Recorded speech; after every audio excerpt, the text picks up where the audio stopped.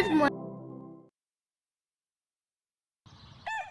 Good morning. This is the Eager Beaver Show. You are listening to a True North Eager Beaver Media Incorporated podcast.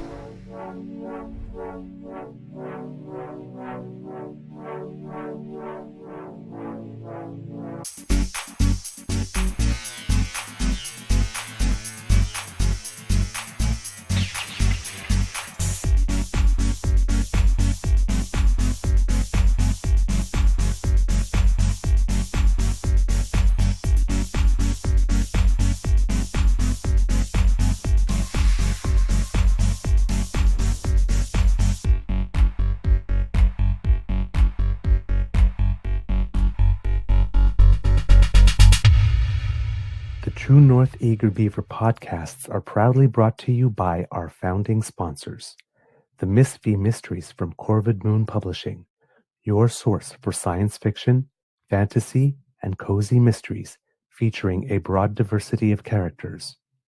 PsychicTarot.ca, book your tarot reading and unlock your spiritual journey. And the Pepper Master, hot pepper sauces made from farm-fresh ingredients to thrill your taste buds and expand your mind.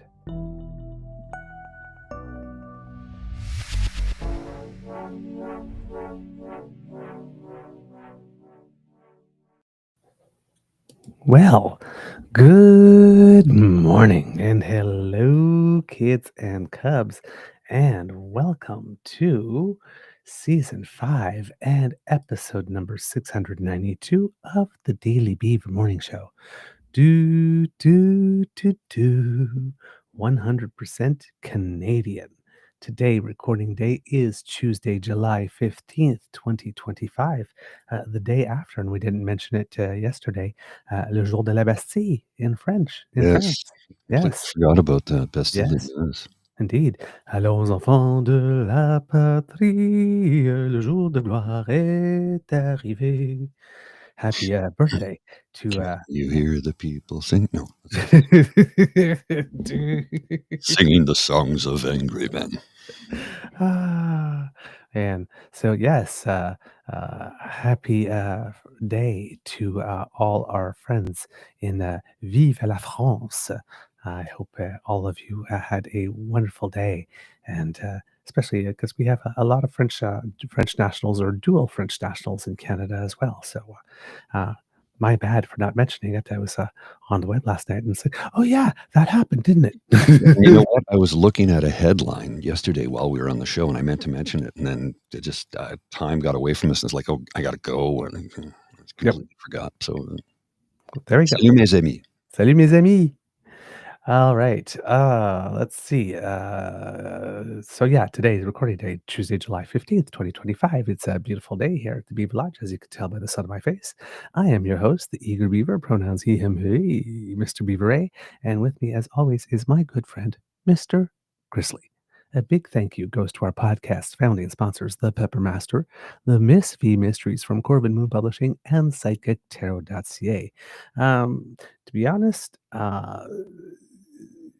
this one's a cobbled together show because I had a real hard time finding a theme. Actually, news is slowing down today, these days, and but I managed to get one, but it took some doing. It took some doing. I have to admit.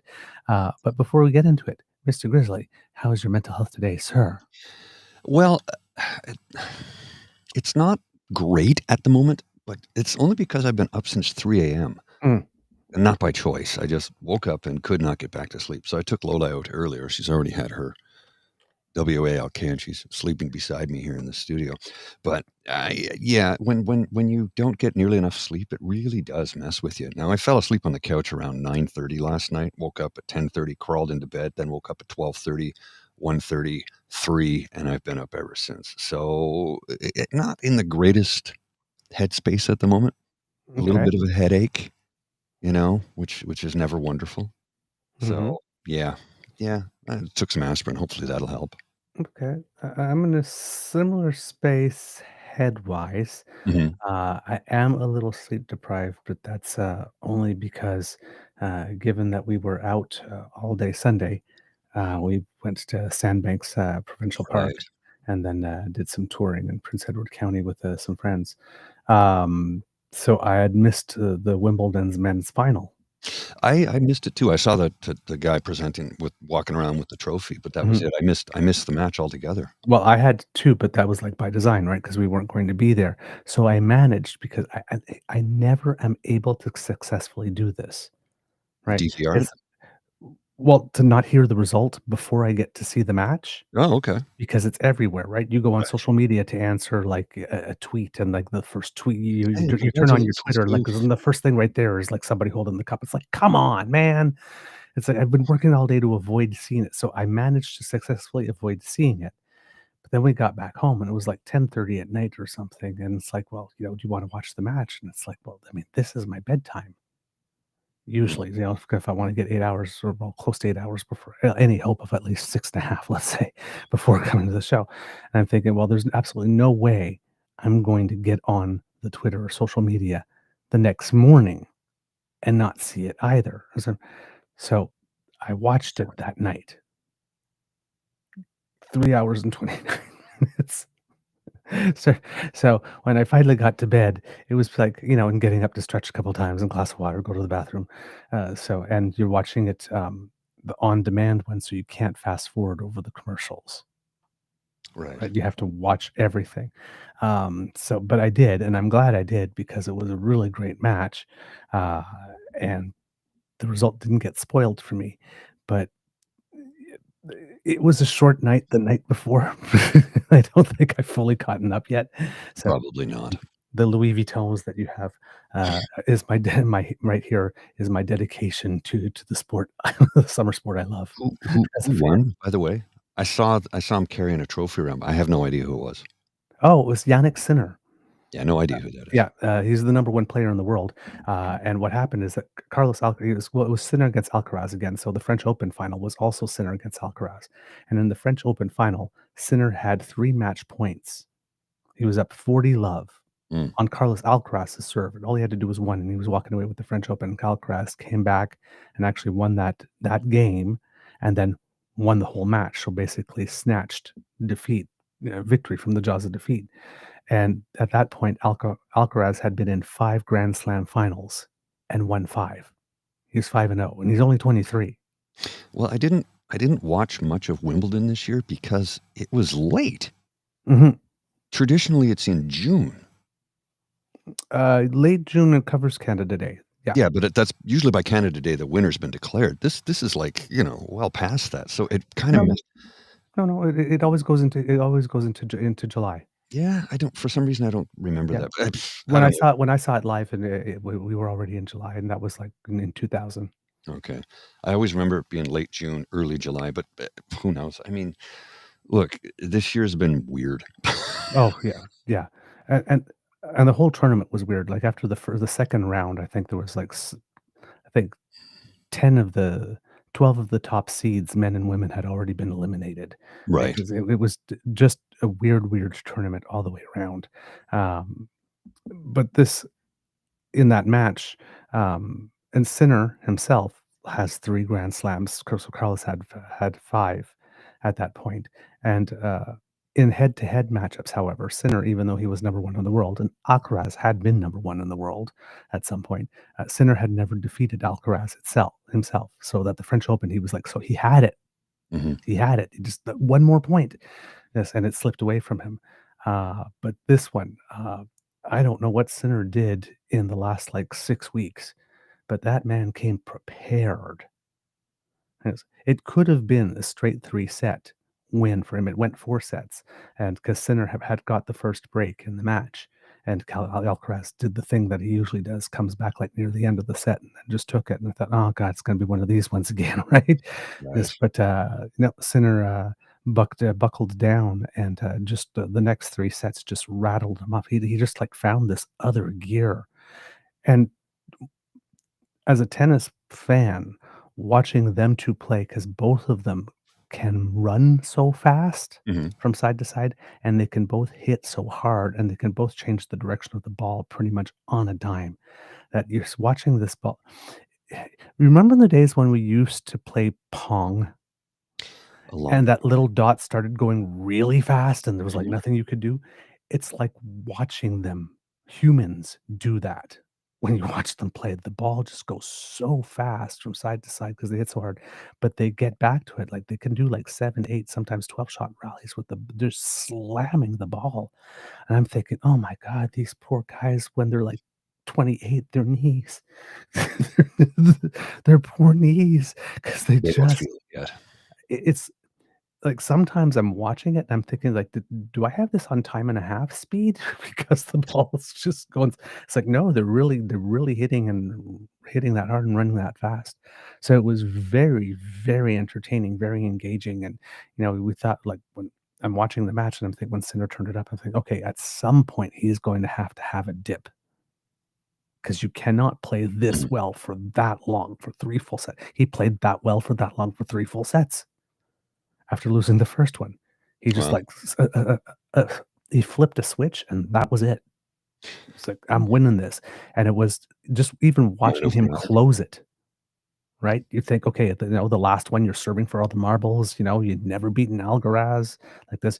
Just a couple of months ago, you have it in the back of your head. You were this close, and he came and got it from you, right? All the psychological stuff that can be going as you're trying to serve it out to win. Give me $3 million.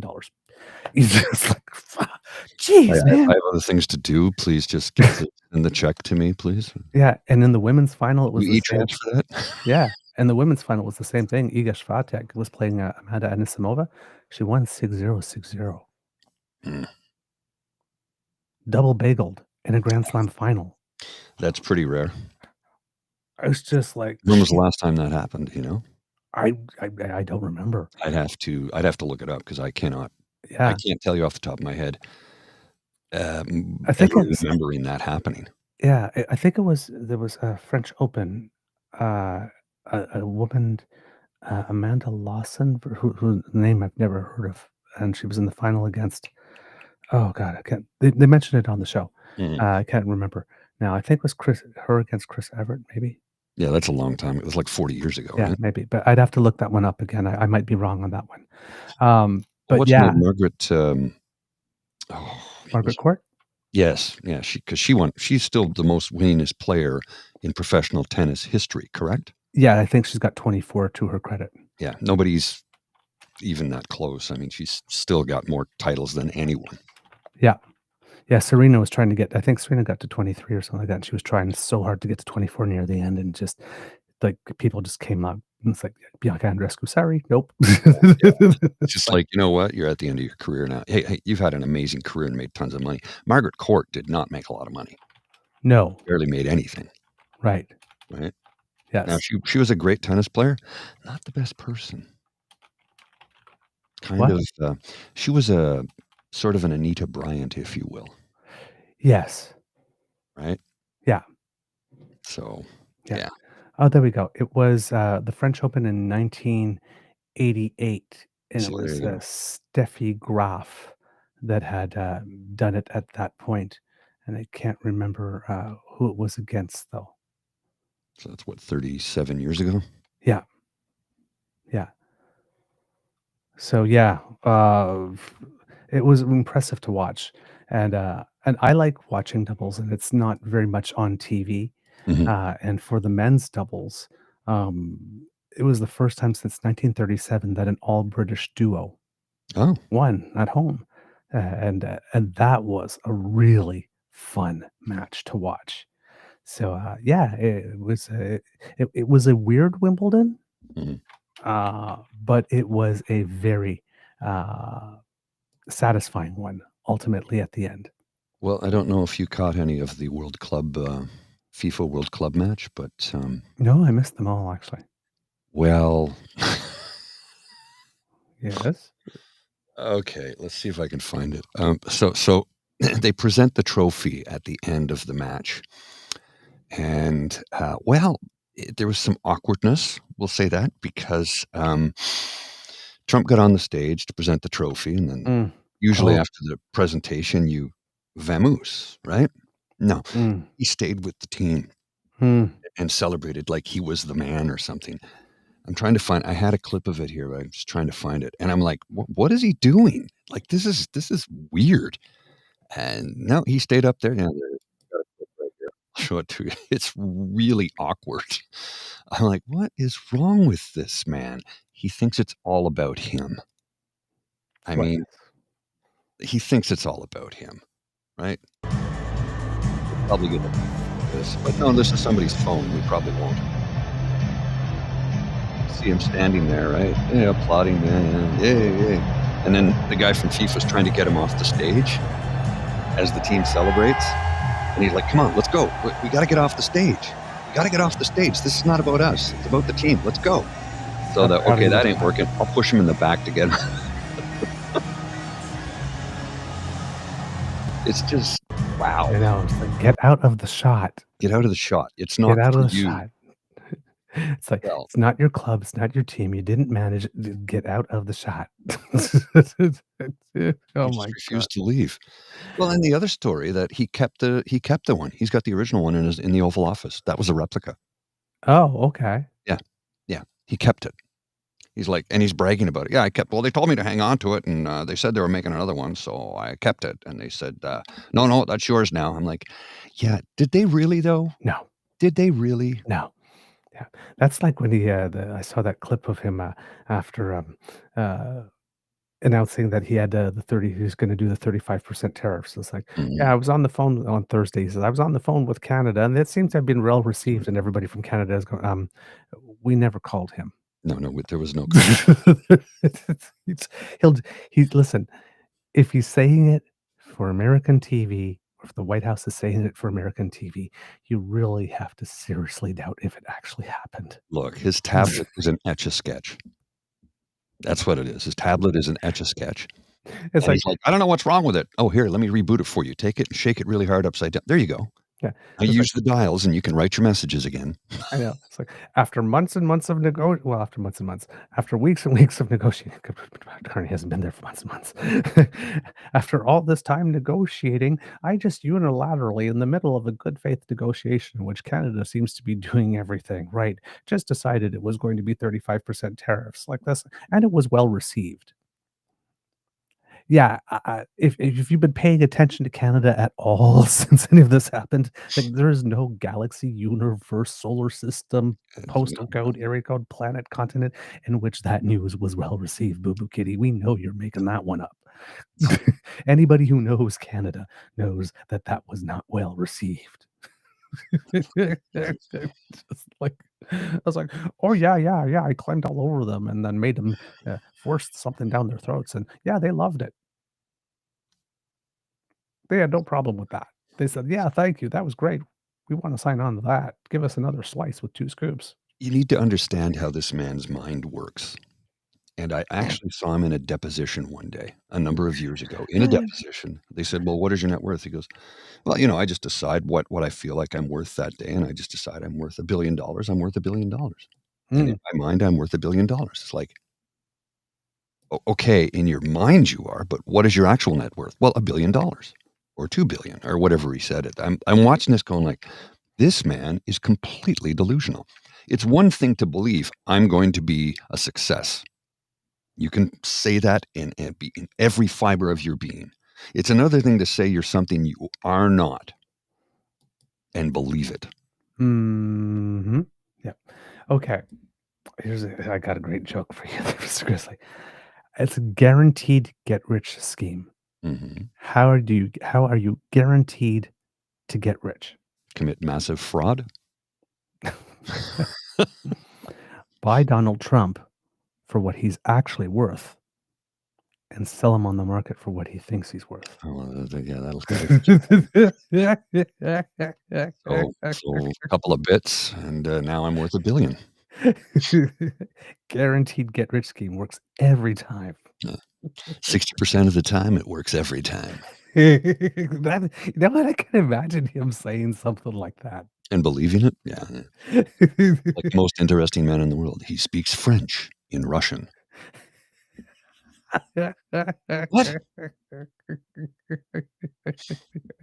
I had an awkward moment once just to discover what it would feel like. That is still the greatest beer ad campaign in history. If you ask Absolutely. me. Absolutely. All right, kids and cubs. Let's. Okay, well, let's get into it here. Um,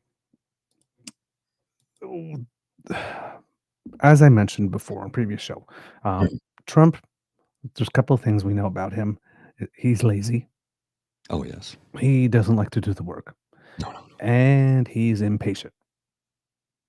Uh, Basically, the news today, like this, the title of the show is Mired in Muck, because w- with all the narratives that are going around, whether it's Trump in the trade, whether it's Pierre and what it is that he's trying to do to still try to become prime minister, whether it's like Daniel Smith or Vladimir Putin or Mm. various leaders, um, people seem to just be going. We seem to be going around in circles. Oh, yes. Right? It just seems that we keep on no matter what we're doing, we keep on ending back at the same damn spot. And there's a lot of commentary and there's a lot of news and we're spilling a lot of ink and putting a lot of bandwidth and using a lot of airwaves, but we nothing seems to really be moving in any positive direction. And it can be extremely frustrating, especially for those of us like me who are impatient optimists. It's like Hmm. it's gonna get better, but can we fucking get going already? This, God. So, so hopefully we'll have a couple of points of light for you because, again, as everybody on the Daily Beans keeps on saying, right now we're just microdosing on hope. Well, Microdosing I would say that's pretty accurate. Yeah. to get through the next day. So, but hopefully there is some stuff. With Trump, with these deals, clearly, and we saw signs of this a long time ago, there was not going to be 90 deals in 90 days. God, no. That was not happening, which means he was going to fail. And in Trump psychology, we have learned that Trump never fails. Trump's a winner. He wins. That's what he does. He just moves the goalposts each time in the goal line. That's all. Yeah. That's all it is. So the whole, it would be like the chessboard is an etch-a-sketch in this case. Right, here are all the pieces. Shake, shake, shake. Okay, now this is the chessboard. Now shake, shake. Now this is the chessboard. Now shake, shake. Right. But the thing is that up here, Hmm. he always has to win, and Oh, not yeah. only does he always have to win because up here there's somebody did not get enough hugs when he was a kid, Very or true. something, or enough Very validation. Somebody has to lose. Win-win does not exist in No. this, guys. I only win if you lose. Yeah. And I always win, so you always lose. And even when it's I who loses, right? I mean, this guy bankrupted casinos and whatnot, and you 6 still times. got people turning around going, Trump is running America like a business. Yeah. And have you seen what he's done to his businesses? Right? They get to the first part, but they don't get to the second part. Yes. And I'm I'm starting to wonder if they even know about the second part really, because I Doubtful. mean it's not like it's not if they only listen to Trump, it's not like Trump talks about the time he failed. No, no, no, no. I mean Doesn't I fail. mean Just Trump I remember that Trump was asked one time like this, if there's if he had to talk to God or something like that, was there anything he'd regret? And so, "No, I don't think so." Right? It's like, what's your favorite passage from the Bible? Well, it's very personal. I really don't need to discuss that because you've never opened the damn book. you don't know one. Well, a single passage. You've never read it. There's something with bread and fish, the most lovely fish, the best fish you've ever had. Well, that would be the New Testament, right? Wouldn't even know what that is. His So favorite book is All Quiet on the Western Front because every time he's been asked, what are you reading right now? He always says, All Quiet on the Western Front. Because he can't actually say it's Mein Kampf because that's what he reads. That's his Bible. I'm not joking. It's people have reported on this. he's gotten to page 7. Yeah. He's still stuck on it. Well, I forget That's who like it was his a few favorite years book. ago. Somebody started the rumor that the man can't read. Like he's illiterate. And they go, what do you mean? He goes, watch this. Every deposition, I don't have my reading glasses. I can't see this. Mhm. It's how he avoids prosecute. Well, I'm sorry. I don't have my reading glasses. I can't read this. Yep. It's like, no, he can't read. No, that's his way of copping out and getting out of prosecution. Okay, we'll have to reschedule. Okay, 60 days from now. Mhm. Yeah, indeed. So, this here from David Baxter, Kelly Malone from the Canadian Press. U.S. President Donald Trump said on Monday that the letters he sent to Prime Minister Mark Carney and other leaders about new tariffs are the deals, as Carney prepares to meet with his cabinet on tariffs and trade negotiations. So he's doing that today. The three meetings, I finally got the dates for the other ones. So the three meetings are the meetings with his cabinet and a couple of extra people today. The meetings, I think, with members of the First Nations community on Thursday, and then the meeting with the provincial and territorial premiers in the Muskoka regions on the 22nd next week. So those are the three big things that he has going on. Trump appeared to be losing patience with his administration's efforts to make trade deals with nations around the world. The president has been sending letters to trading partners, including Canada, threatening to impose higher tariff rates on August 1st. The letter addressed to Carney last week said Canada would be hit with 35% tariffs, but the White House later said it would not include goods compliant with Canada-US-Mexico agreement on trade. And then now there's some questionings emerging. It's like, well, why is it 35% for Canada, but only 30% for Mexico and the EU? Stop looking for logic or reason. It's just, it's 35 because that's how he felt like today. I'm sure there's probably no other reason than that. Quote, I watched a show this morning and they were talking about, well, when's he going to make the deal? The deals are already made. The letters are the deals. The deals are made. There are no deals to make. Wait, what? Yeah. Let's repeat that again. Yeah. I watched a show this morning and they were talking about, well, when's he going to make the deals? Seems like somebody's a little touchy. The deals are already made. The letters are the deals. The deals are made. There are no deals to make. What? So I'm trying to get around the verbal gymnastics here, but the deals are made. The letters are the deals. The deals are made. There are no deals to make. All the deals are made. There are no more deals to make. Stop asking me the damn question. Stop asking me about Epstein. Stop talking about Epstein and stop asking me about those damn deals that I promised you that there would be so many of because everybody would be kissing my ass and they never really materialized. So stop asking me about it. The deals are made. There are no more deals to make. Someone's a little sensitive. You think? So, yeah. And he said that during an Oval Office meeting with NATO Secretary Mark Rutte, who I'm sure after that little tantrum called him daddy again to soothe him and then handed him a sippy cup. Big daddy energy. Yeah. Everybody's playing this man, and he's not smart enough to recognize that he's being made fun of. I'm not sure the D in that expression stands for daddy. Definitely big dick energy. However, and we're not talking about the mushroom. No. The man's just a dick. Yeah. Oh my God. So they would like to do a different kind of deal, and we're always open to talk. Okay, again. Wait a minute. The deals. There are no deals to make. We're always open to talking. He wants you. Listen, I'm getting visions of 17 or 18-year-old boy or girl sitting by the phone. Prom is coming. Hoping for Brad or Chad or Tad.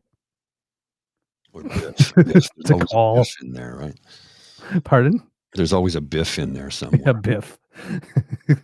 To call. Invite them to the dance. Oh, or let's say, would you like to attend the prom with me? Like this. Or maybe we have to, we're talking Trump, so maybe we have to go back Sadie Hopkins rather than prom. But it's like, and nobody's calling him. Nobody's inviting him to dance. Like I heard Jan Arden singing at 17 in the background.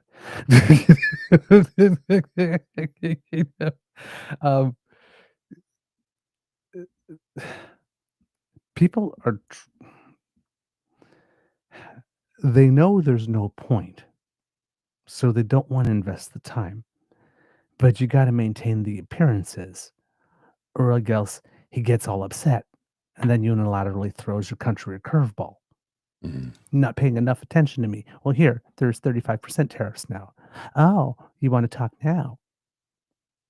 Look, everybody was coming to talk to me. It's so sad. Yeah. And it's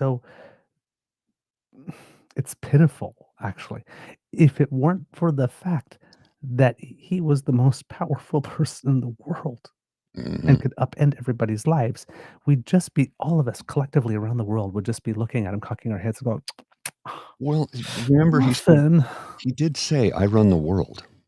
So he knows he's the most powerful man in the world, but he's just not very smart.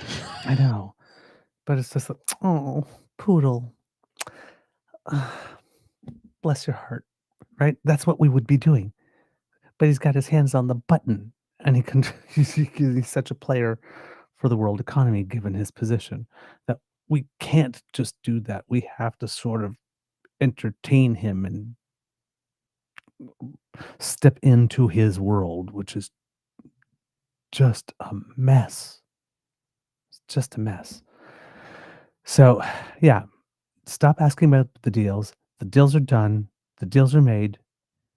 We're July today. We're the 15th, but this is Mhm. July 14th. So there's like 17 more days or 18 more days to August 1st, which is like forever in Trump world. He can change his mind 30 more times in the next 18 days.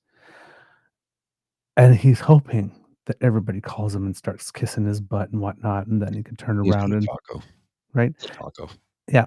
And the thing is that even he is so wedded to the idea that there's going to be tariffs of some kind that right now it seems that we're in a position of how much tariffs we're going to willingly accept in exchange for imposing no tariffs, right? Which is a bad deal to start with for everyone. Mhm. Right. So, and this is the part that has me pulling my hair out when I hear all these conservative pundits and whatnot. It's just, he should have moved faster, or he should have done this in another order, or he should have given Trump just give Trump what he wants on the border, and everything will be fine. How did that work out for you, Danielle? Right? Well, Um, and let's look at he's saying it's the fentanyl coming in from Canada. 26 kilos have been seized at the Canadian border this fiscal year, worth which is 37 slightly more than last year. yeah, 3,700 kilos of the drug have been seized at Yes. the Mexican border in the same time frame. But it's being seized at the border. So the job is being done. Can you believe how many illegals they caught at the border? Isn't that their job? I it's like you So can't yes, we be should applaud them for doing well. yes. So So he continues. Trump Saturday posted a letter to Mexican President Claudia Sheinbaum on social media, which said Mexico would be hit with 30%. A separate letter to European Commission President Ursula von der Leyen declared 30% rate for the European Union. There's no clarity on why Canada is facing a higher tariff than either Mexico or the EU. Christopher Sands, director of Johns Hopkins University Center for Canadian Studies, said Canada and Mexico are the top two U.S. trade partners, and Canada is a national security partner as well. Quote, now Canada is hit with a 35 tariff while Mexico only gets 30 tariff, Mhm. Sands said in a text message. Carney went the extra mile for Trump now, but he may not have the public support in Canada to continue it for long. And that Carney does not have the support from Canadians to go the extra mile with Trump. He has the support from Canadians to do whatever he needs to do with Trump to try to keep whatever crap he's doing at bay for as long as possible while we reorganize. Right? There might have been a time where we hoped that some type of deal was possible in the sense that the first time around, when we negotiated CUSMA, at least for the rest of his term, Mhm. he respected it. And in some ways, he's still respecting it, right? To a degree. To a degree, in some ways, exempting the CUSMA trade from these weird tariffs. But I mean, there's still 50% on steel and aluminum Mhm. because those were brought in under a whole other uh, rationale. He's got the Right. rationale of the national security threat and whatnot, but the steel and aluminum ones were brought in through another type of rationale. Um, so I mean, we're still getting slammed. Don't get me wrong, because but there are certain instances where he is still respecting Kuzma, and for all of his turmoil and whiplashing and pulling the rug out and all that kind of stuff, Trump still has not personally insulted Mark Carney Mhm. because And even though every now and then, from the safety of his side of the border, because when he's desperate, we'll mention 51st state like this. And every now and then he brings it up. The number of times he's mentioned it over the last 6, 7 weeks versus in the weeks, before Trudeau was leaving, there's a market difference. There's a drop, Oh, yes. right? So he's doing all these things, and we're Canada's nasty and tough to deal with and all. Yeah, of course we are, because look what you're trying to do to us. We don't have some of the best trade negotiators in the world for no reason. But he hasn't taken that step, right? Of when he's like totally given up. So whatever for all of the stuff that Trump is doing, Mark Carney must be doing something in a certain way that makes it such that Trump won't say anything bad about him. Mhm. Even though he's saying a couple bad things about Canada now and then. And I mean, if Canada is saying that, like, we're very nasty and tough to deal with, I mean, these days, that kind of stuff coming out of Trump's mouth is actually a compliment with regard to the world stage. I mean, Trump is not intending it as a compliment. Oh, goodness, But, no. but it means that we're doing something right. If we're managing to frustrate him by the manner in which we are negotiating trade, it's because we're being tough. And even though Trump publicly throws tantrums, he seems to respect tough negotiators, even though he doesn't like it. So, again, microdosing hope. Just noticing the fact that, he hasn't gone personal. Mhm. Maybe there's something there yet. But I think we probably need to get to the point where we're changing the metrics by which we're evaluating Mark Carney's performance, and it shouldn't be anymore, will he get a deal or not get a deal? Because, first of all, what's a deal? With Vietnam, that alleged deal apparently was never on paper yet. Nobody had signed anything yet, I mean, but come everybody was touting it as a deal. Um, it seems like these are all going to be sort of handshake deals. And basically, Trump puts out his hand, grabs your hand, shakes you. That's the deal. So it would seem, right? That makes perfect sense, yes. Yeah. So I think we might need to stop looking at this as, is he going to be successful at getting a deal or not a deal? Because even if he does, how long does it last? How long, and all that kind of stuff. And it's, is he able to handle, manage, massage, placate, sweet talk, whatever is needed, fluffed, make sure that he gets his 2 scoops on a regular basis. Is he able to do that to Trump long enough, distract him with that type of stuff I don't. long enough for us to set those other deals so that it matters less and less and less how stable a deal with the United States ultimately is? And I think that might be the win here. You think so? I mean, really? Well, it's possible. Because the thing is, let's put it this way. If he unloads absolutely everything right now, like if he actually just blitzed us with everything that he could, yes, we'd have to move faster and make these changes. But the amount of pain that we would take as we are doing this, would be immense. It would be quite a shock. Right now, we've gotten through the first 5 months. Yes, 55,000 manufacturing jobs lost, and we need to do something about that. But the economy growing, the dollar growing, and last month having recorded a slight job gain. Mhm. Our trade exports have been going up to compensate for what's been lost for the United States. Those are wins Oh, yes. under this circumstance, because anything that we are doing to prevent Trump for just saying, fuck these guys, 50% tariffs here, 50% tariffs here, 35% tariffs here. I don't care about Cosma. I don't care about everything. Let's just and maybe lob a couple of bombs across the border too, right? Who knows with this guy? The more we can keep on getting in the room with him Mhm. and chatting, even though the chats are completely and utterly pointless because he They will are. do what he does anyway. Well, you watched and you saw what Prime Minister Mark Carney did as chair of the G7 when hosting. He just Yep. shut everything down. It's like, Yep. as chair, I'm going to put an end to this right now. And I'm like, yeah, because he's just bloviating. So there's no point in listening to this idiot go on and on about how big of an election I won was, the biggest ever, when that was not even the case. But the other point of that too is if the journalists keep on asking the questions and they start getting saltier and spicier and getting to the points on the body, which makes them very sensitive, that makes what's going to happen in the room next Yeah. not great. He's going to carry that. He's going to go into that room with his arms crossed and hugging him, soothing himself, and like this. And whatever's going to happen in that room is going to be. So it's like, okay, let's shut this down right now because you guys get to ask him questions now, but we got to deal with him for the rest of the next 2 days. Yeah. So it's Yeah. like, We're just gonna get on just because once he gets on a rampant stop. tangent, he's not gonna shut up. Yeah, right.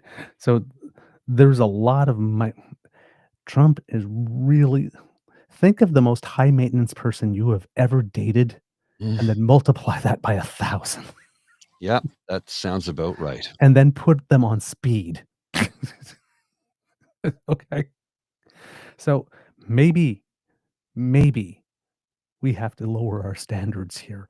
And the win is keeping him occupied and distracted enough that he does less than his worst until we have such enough time to reorganize.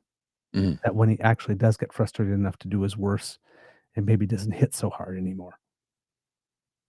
Delaying the inevitable might be the win. Entirely possible, yes. And I mean, getting we don't know. Look, they've got a plan in place. Mark Carney knows how to negotiate a good deal. And as I've spoken to some individuals in different branches have said, look, we have our PR people, for want of a better term, right? Our comms people, I guess would be the best term, and our comms techs ready to go at a moment's notice because we're always having to do something because this guy just keeps changing his damn mind every 5 minutes. Yeah. So, and the government has to constantly address. They don't want to. They're like, our time and our money could be much better spent using those same trade negotiators to do more stuff with the rest of the world. but we just But have we to have to have a dedicated team on this guy, right? Yeah. We have to. We don't have a choice because he changes his mind every 5 bloody minutes. Plus, He's he worse than listens a to the last. goldfish. Yeah. Plus, he listens to the last voice in his ear. So, Yeah. having a dedicated team on him all the time increases the chances that you were the last voice in his ear. Well, I read something the other day saying that Navarro, who was one of his big chief financial strategists, got the gig because Jared Kushner saw him write something somewhere about Bitcoin or something, and he thought, this guy is pretty smart. So he told Trump that, and Trump said, well, hire him. And then they learned. They didn't look at his pedigree. They hired him because Jared said, well, I know a guy. Yeah, I know a guy too. But I want somebody who's actually qualified and maybe should, go before a committee to see if he's qualified. Yeah. The article goes on. Carney will meet with his cabinet today for the first time since Trump's latest volley in the trade deal, and he is to meet with premiers next week. Fed Hampson, an international affairs professor at Carleton University, said that Carney should keep his head down, not take the bait of responding directly in public to Trump's latest threat, and get the best deal possible at the table with American officials. Again, as I have to add now, assuming that there actually is a deal to be had. Because that's why I'm seriously thinking like that we need to stop thinking that there is actually a deal to be had here, and that the objective has to be something else now. Mhm. Quote, there's a fundamental asymmetry in the Canada-US trading relationship. We're largely in the business of exporting commodities and intermediate goods, and that gives Trump a certain amount of leverage, Hampson said. But it also exposes U.S. industries, U.S. manufacturers. We're already seeing evidence of that, the 50% tariff on aluminum. Hampson said that if Trump is going to respond to anything, it is these domestic pressures of American consumers and manufacturers being charged more for goods and materials. And that's another part like this, we have to. Part of this is just us sitting back and weathering the storm long enough for it to hit in the United States hard enough. for Trump to maybe tackle himself because the calls are coming from inside the House. Mhm. Quote, he's beginning to get political blowback, and this comes back to Canada. We just have to be patient, Hampson said. That's very difficult when people are saying, you've got to stand up to this guy. You've got to wield the big stick. No, that's not how you win with Trump. Trump's tariff letter once again targets the issue of fentanyl coming from Canada to the US, the original justification for tariffs on both Canada and Mexico, along with illegal immigration and border security. And as you were mentioning, Mr. Grizzly, US Customs and Border Protection data shows that about 26 kilograms have been seized at the Canadian border this fiscal year, while 3,700 kilograms of the drug have been seized at the Mexican border in the same time frame. But Mexico gets the 30% tariff and we get the 35%. There is no consistency. There's no logic. There's no rhyme. There's no reason. Stop wasting your time looking for some. There isn't any. Well, I don't need anything Canada has. Nothing. I don't need a single thing from them. I'm going to take them over. What? I know. They should join our country. They should become the 51st state. Our cherished 51st state. But you don't have anything. We don't have anything you want or need, but you want us to be. But he wants everything we got. He wants all of this maple syrupy goodness. Did we turn off the tap? Did we turn off the tap yet for that big tap? To don't give the guy more ideas, man. They already think we're sending down the smoke on purpose. And Canada, hey, how's it doing up there? Yeah, the steak that you're cooking, yeah, it smells great, but the smoke is coming here and it's getting in the way of our barbecue. Could you turn that down? Yeah, sure. We'll get right on that, eh? We'll get right on that. It's like, we'll just get big fans to blow it up again. Does that work for you? But you've got people, whether they actually think this is how it works or doesn't, because are willing to get in front of a camera and microphone and act as if it is. Cray for pay. Yeah. They're willing to be cray for pay. Once you understand that these people have to not care what they look like at all. Because they clearly don't. Because even if they do, the price of admission is not caring what you look like. Mm-hmm. It's being utterly and completely shameless and oblivious to anybody pointing out that you're inconsistent. That's the basic price of admission to be a player in Trump world. And if you can, knowing that the internet and digital is forever, be happy with the fact that 10 years from now, there's going to be a whole bunch of video on you somewhere saying things that did not age well at all. That'll probably limit your career and not everything. But if you are okay with that, you can play.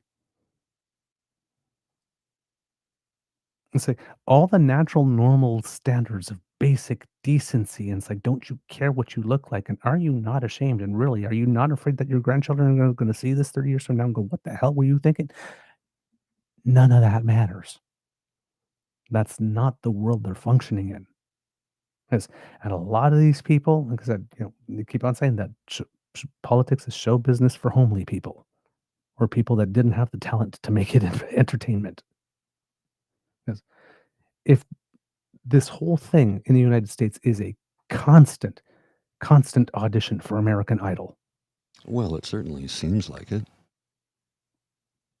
The political version. Did you notice that yesterday the House Republicans, actually it was last night, blocked the Democrats' maneuver to force the release of the Epstein files? All but one Republican voted to block it. Mm-hmm. Yep. Well, that one's not working for him very well, too, eh? He's got the public turning on him now. He keeps screaming, stop talking about Epstein. Oh, we're going to talk about it even more now. We've got people burning their MAGA hats now. Mm-hmm. Yeah. Well, even the most deplorable Republicans, many of them have children and daughters, and they don't care to hear that their daughters would have been trafficked or SA'd by some rich dude who shared her like a blanket to other rich dudes, that hits closer to home than a lot of people might realize.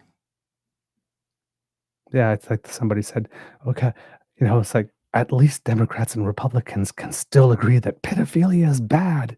Yes. Sex trafficking is bad. Jeez, it's about the only thing we can agree on. Although a lot of the sycophants are like, just lay off Epstein. Yeah, but didn't like just a few months ago you say release the files? Some of his sycophants and supporters. Now they're like, just leave it alone. Get rid of it. Stop talking about it. I'm like, why is that? Because your Lord and Master told you to stop talking about it? Why is that? Why would Trump want you to stop talking about the Epstein files? And why would he be mentioning it so damn often? There's nothing in there. Right? It's not so much what he talks about, it's how frequently he talks about it. Mm-hmm. Because when he keeps on coming back to something over and over and over again, there's a reason. Well, he's trying to gaslight people into believing that there's nothing in the file. I've heard him. There's nothing in there. They don't exist. There's nothing in there. But next you're going to say Epstein didn't exist, and you never met him. But he said you were best friends for 10 years. I think he got us coffee once.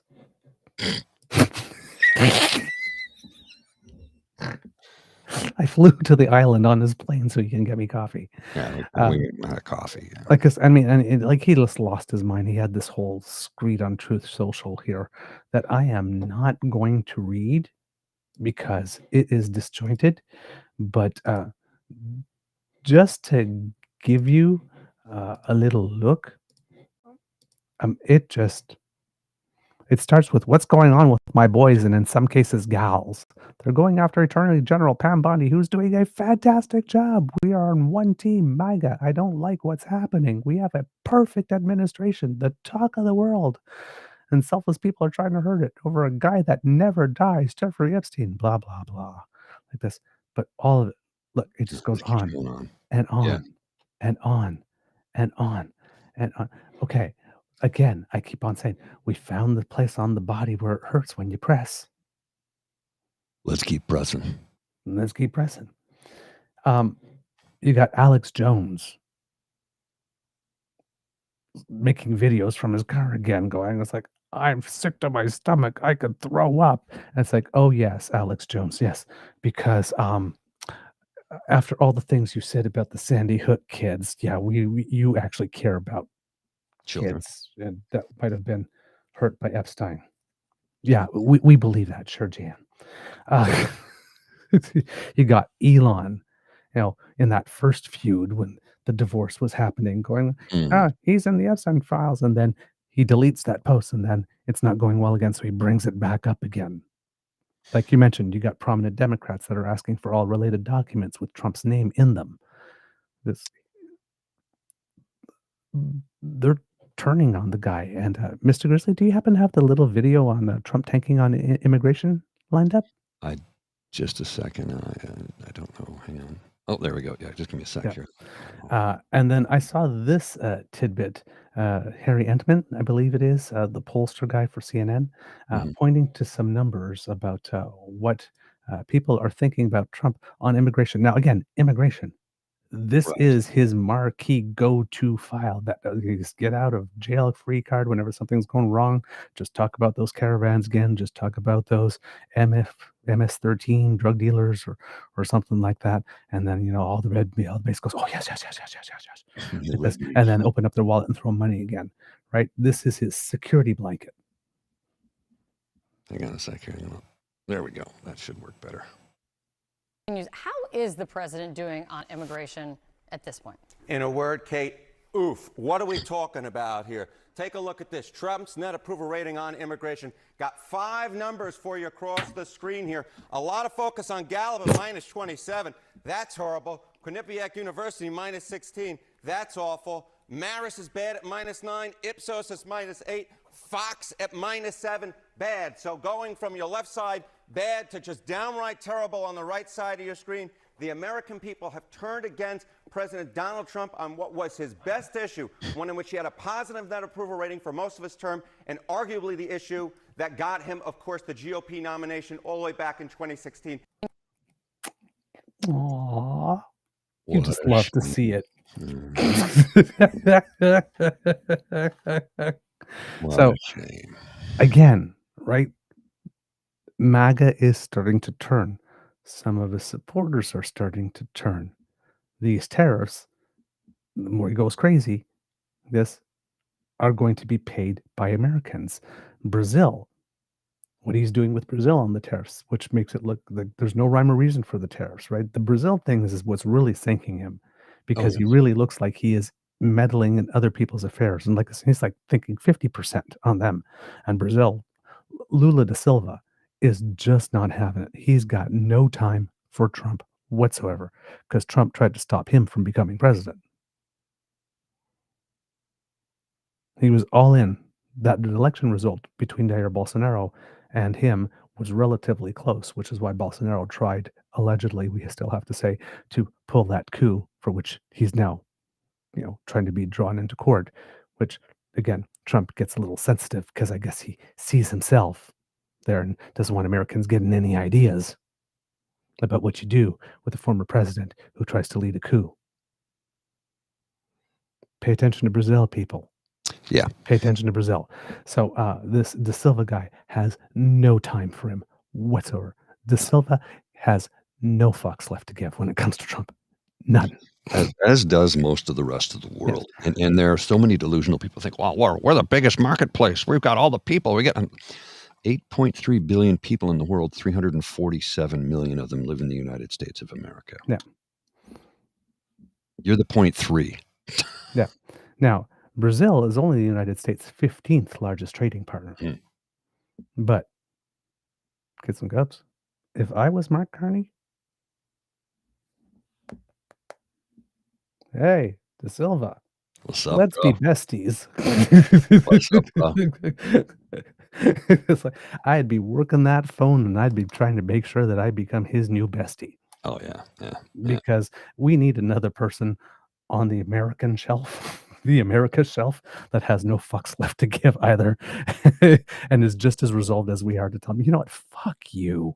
Basically, all of Europe has said that. China is pretty close to doing the same. They realize it's still their biggest market, but you have to look at the size of the middle class in both China and India, the two most populous nations on earth, which have a very large and growing middle class. And what do middle classes do? Spend money because they have disposable income. And what do they spend it on? Whatever the hell they want. So, ramp up the trade. It's only a matter of time before the U.S. economy completely collapses. Well, that's the thing. So that's why I'm saying maybe our strategy really is, because Mark Carney understands how bond markets work, understands how trade works. So it's like, okay, you know what? There's no deal to be had. What do we do to wait this out with minimal damage to us? Mm-hmm. How do we mitigate as much damage as possible while we wait for this to hit? Well, doesn't Japan own most of the U.S. bonds? I'm not sure about what percentage, but I know we have a lot. yeah, we have over 360, I think it is, Billion? $1 billion of U.S. debt. But I'm just going to take a look here. Who owes? U.S. federal government is the largest single holder of U.S. debt with over 20% of the national debt held by government entities. The rest is held by the public, both domestically and foreign entities. Among foreign holders, Japan, China, and the United Kingdom are the largest. There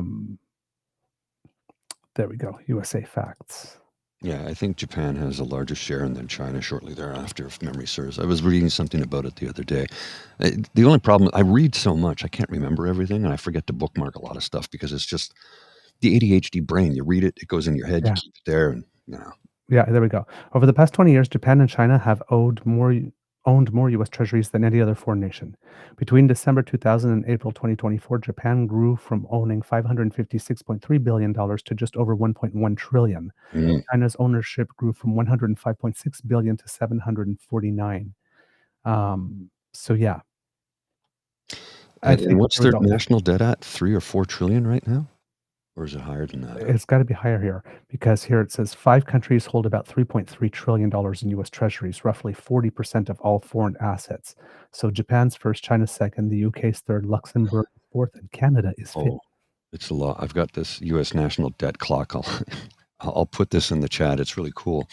By the look, U.S. national debt is 37 trillion, 105 billion, 820 million. It just keeps climbing. It keeps climbing. So Canada is 108,000 per citizen. Yeah, Canada is the 5th largest owner of U.S. debt. At some point, again, because he is pissing off all of the world, at some point, I cannot imagine a scenario where there is not going to be some concerted and coordinated international action. But he's the big kid on the block, but all of us together, we outnumber him. Oh, yes. So 37 trillion is their national debt. And we own 350 billion. Japan has, would you say, $1.5 trillion? Yeah, basically Japan, Canada, United States, Luxembourg, and Canada all together own about 3.3 trillion of that. Okay. Okay, there you go. About now 40%. The U.S. being the U.S. federal government that owns the most. Yeah, and 20% is owns 20%. So yeah, it's amazing. It's just wow. Well, you got to see this clock, man. I just put it in the chat. It's got it's really cool. It's got every number you can think of. I just bookmarked it. Actually, let me share it on the screen. You got to see this thing. It's really cool. So there you go. And you can see everything is there and all the numbers as they increase. I'm sure some decrease, but that's a very, very, very busy graphic. Oh yeah. Look, and it just keeps, there's the U.S. population, 341,970,000. U.S. workforce, 164,456,000. Officially unemployed, 7 million. Oh, wow. Healthcare costs, 2025, 15,637, 2,000, 5,000. Wow. Yeah. There's a lot of cool stuff in there. Yeah, indeed. So when it comes to all of this with Canada, right? You got Energy and Natural Resources Minister Tim Hodgson that just quietly said, we're now focused on August 1st as the deadline. So Canada is basically, yeah, he's talked about 50% on copper. He's talked about up to 200% on pharmaceuticals. He's talked about, 35% there like this. Oh, he wants to move it to August 1st. Okay, fine. August 1st. That's the new deadline. That's what we're focused on. And we're not really saying much here.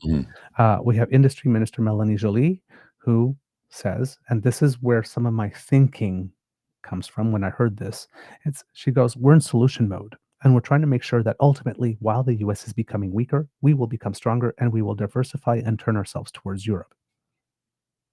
So that's where my thinking is. It's like, okay, can we just mitigate this guy, put him in a corner, reduce the damage, give him some shiny things to look at and play with while we just reorient as quickly as possible because nothing's happening here.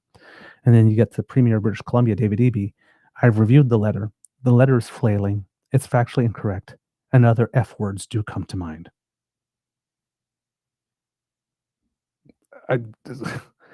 People are literally, they just have no time. And somebody made a really, really cool point here that I heard, and I wish I'd noted the name. But one of these narratives that keep on going on is that in Canada, we've been conditioned already to know that what we are going to do here and what we are trying to do here is going to come with some pain.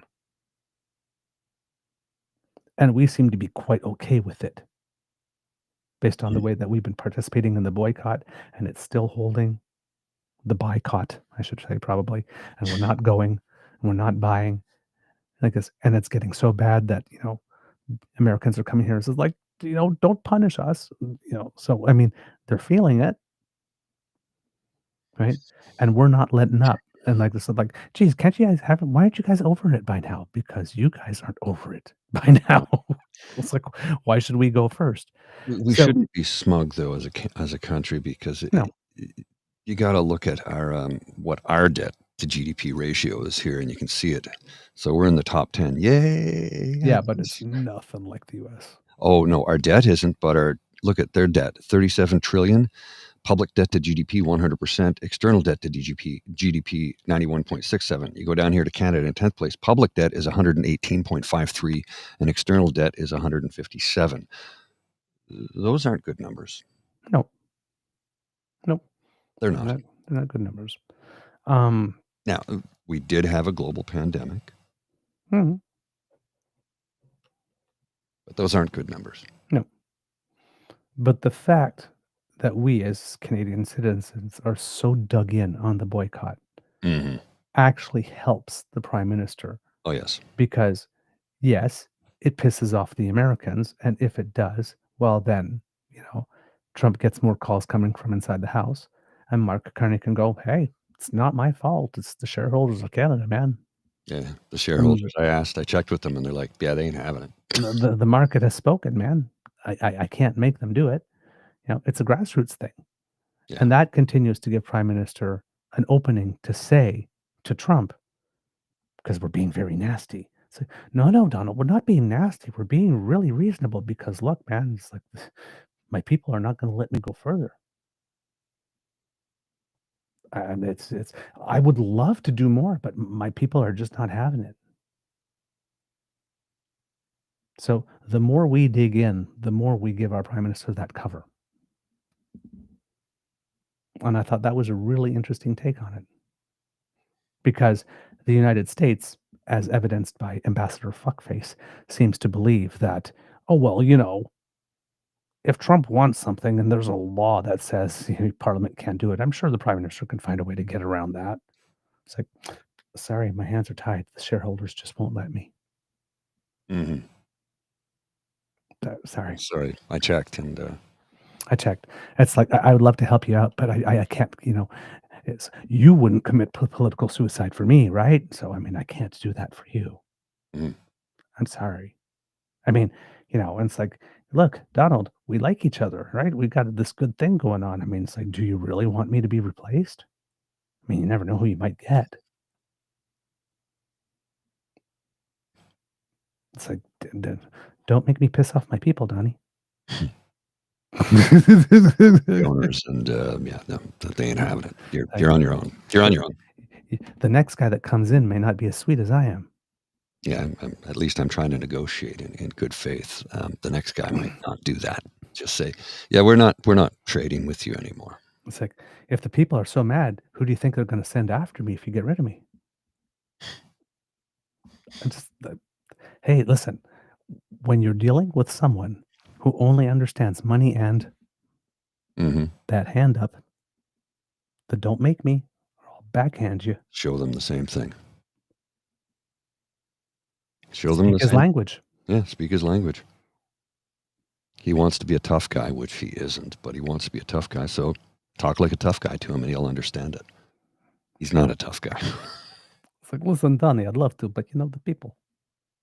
I spoke to the shareholders. They said, forget about it. Forget about it. It's not happening. Can't do that. Forget about it. Forget about it. We're just going to move on. It's done. I talked to them. It's done. It's a done decision. There's nothing we could do. There's nothing we could do. My hands are tied. It's over. It's done. Nothing we could do. Forget about it. We got to move on. Yep. So, it's just, at some point, unfortunately, no matter how classy we are, we got to show that we are very comfortable in the gutter. Well, that's the old line from Neil Young when he released the album Harvest. He said, this album put me in the middle of the road, which is a nice, smooth, comfortable ride, but kind of boring. So I headed for the ditch. It's rough and bumpy, but you meet some really interesting people there. Yep. It's like Canada is like fashion, right? It's like we walk out, perfect for day wear. Then, a nice little extra thing. And, oh, we switched from day to evening. Look at us. But we can also take off the earrings and get down in the gutter. And we use the lead press-ons, right? Yes. It's like, tick. Okay. I guess. And listen, you didn't. We are comfortable there too. Yeah.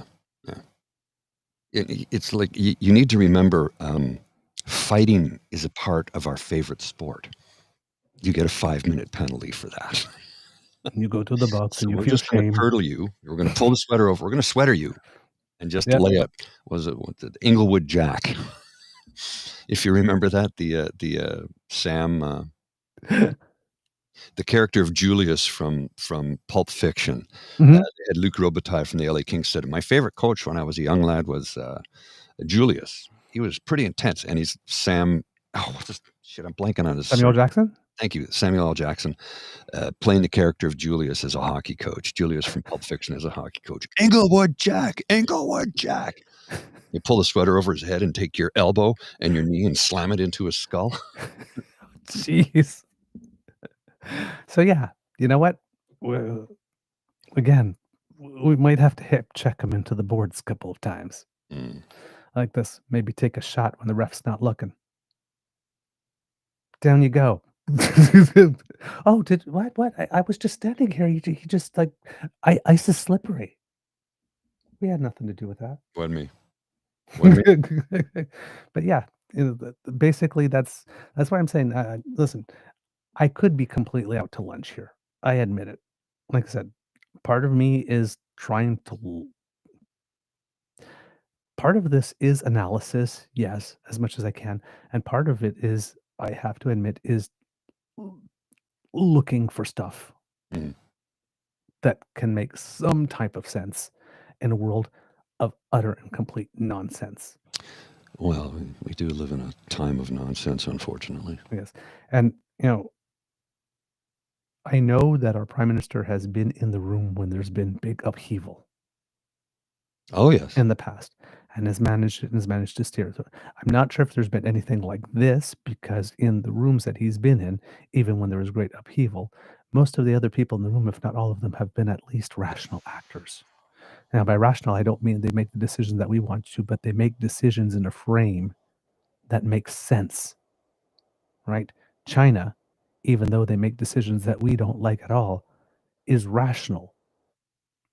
Based on their own philosophy and their ideology, the things that they do are consistent with it, and you can sort of think, okay, well, if we do this, these 2 or 3 things might happen. And every now and then China draws outside the lines and goes, okay, whoa, surprises us. But for the most part, they do the things within the range of things we would expect. Yeah. This guy is not a rational actor in any way, shape, or form. Right? So it presents an extra challenge. But again, hopefully, because we have a guy that understands how economics work and understand how trade pressures work, understands the value of concerted action, understands what the bond market can do, understands all of that, and knows that, sometimes, okay, you know what, if you're going to be this way, then you know what, let's just wait 3 months and see what that does to your economic numbers, and let's see if you come back to the table.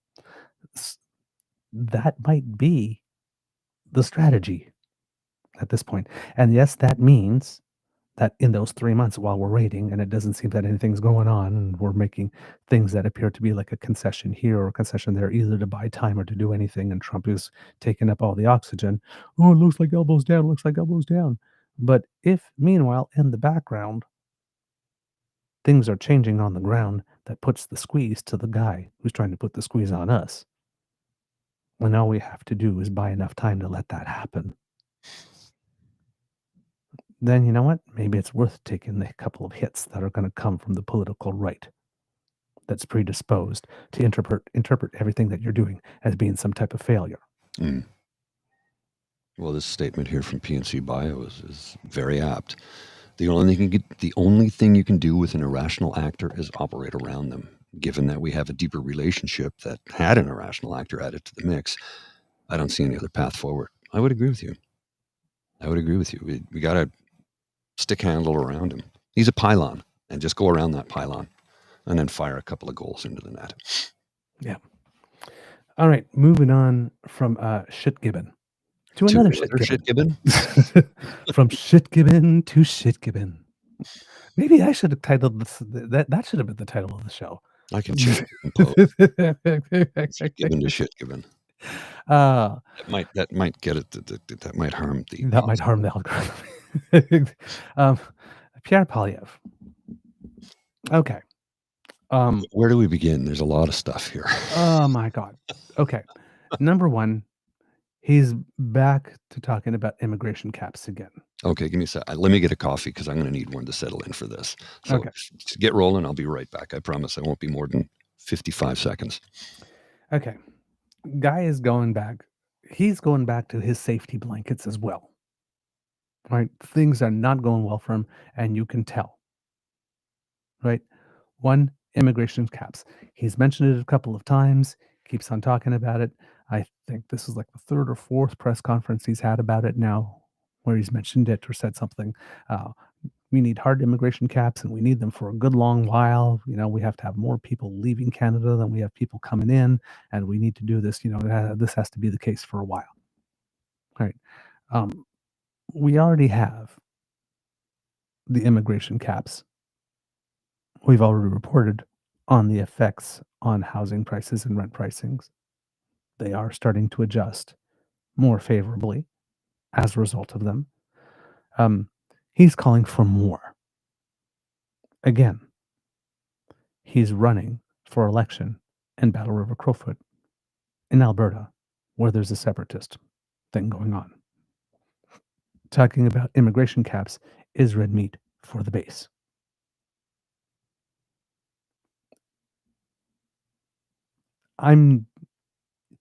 The policy of immigration caps and the way that he's talking about them is completely untethered to the manner in which the economy works.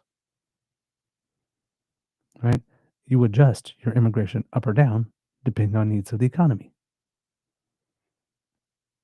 If all of a sudden we started generating a lot of economic activity and we need more bodies, if you got a hard immigration cap just because ideologically you need it or because it makes certain people in a base happy, but for no other reason, that's dumb policy. But he needs to win an election. So he's talking about immigration caps again, running to a rhetorical safety blanket. Yes, nothing new, nothing creative, no policy that really has anything to do with helping us reorient ourselves to diversify or whatnot. Immigration caps. If we're going to diversify, yes, we might be needing to put a whole lot more people in newer industries. I guess, who knows? Maybe our auto industry will go under. Maybe all our auto plants will start making, defense products. Well, and we might need different skill sets for that. We might have to bring in different types of people. We'll have to retrain, but we might different. So it's like you can't just say we need a hard immigration cap. We need more people leaving. Like this is not a policy that's tethered to the economic reality of the moment. You do realize without immigration, this country would come to a screeching halt and very quickly. Yeah, exactly. So he's not there. Then once again, then he's gone back again, as we mentioned yesterday, to the conflict of interests and the money stuff with Carney. Right? But he's back at it again, right? Like this, he's got to sell everything. He's got to do all this. He's got to do, right? Because, and I remember, I think it was Gary Mason again from the Globe and Mail or something like this. No, it was Bruce Anderson. I remember a time when conservatives liked it when people made money. Mm-hmm. It's like, again, Pierre, if you are absolutely serious about this, if you really mean this, lead by example. You have been the leader of your party for 3 years now. You have not divested anything. Well, only the prime minister. Yeah, okay. Those are the rules as they are written now. As far as I'm concerned, those are incomplete. Every party leader should be doing that because every party leader has a chance to be prime minister one day. And if you have a chance to be prime minister one day, there is no reason to believe that you are not negotiating things that you will give to people once you become prime minister, if you do, and that those things could have some conflicts with stuff that you already own. So if you're talking about people having to absolutely sell everything, you've been there for 20 years, you've been leader for 3. I guess, yes, you've complied with the conflict of interest rules. You've done your disclosures as an MP, but you have not been forced, because you're in the opposition, to divest or blind trust or anything. Mm-hmm. and you so desperately want to become prime minister, we've seen how much of yourself that you're willing to sell off in order to do that, that it is not unfathomable that you too could be making some arrangements that have you in a conflict based on what you own right now, sir. So if you are serious about this being the standard, you first Well, divest it's not of going to happen. your assets, sir, and then sit for your SCI level security clearance. He won't. And if you do those things, then talk. But until then, Boo Boo Kitty, shh, because we don't want to hear it. If you are not prepared to do yourself what you are demanding of others, then you need to be quiet, because all you're doing is moving air and you're not saying anything that's advancing anything in any way that's beneficial for anyone. You're just sucking up time and oxygen. Someone else needs the bandwidth. We're in a trade war. We need to hear from people who are going to propose stuff that's constructive. So if you're not willing to do it yourself, sit and zip it, because nobody's got time for it. But again, it's a rhetorical safety blanket. He's a rich guy, so therefore, and he's a liberal, so therefore he must be corrupt. Okay. On that, just to give a little point, you know Dougald Lamont?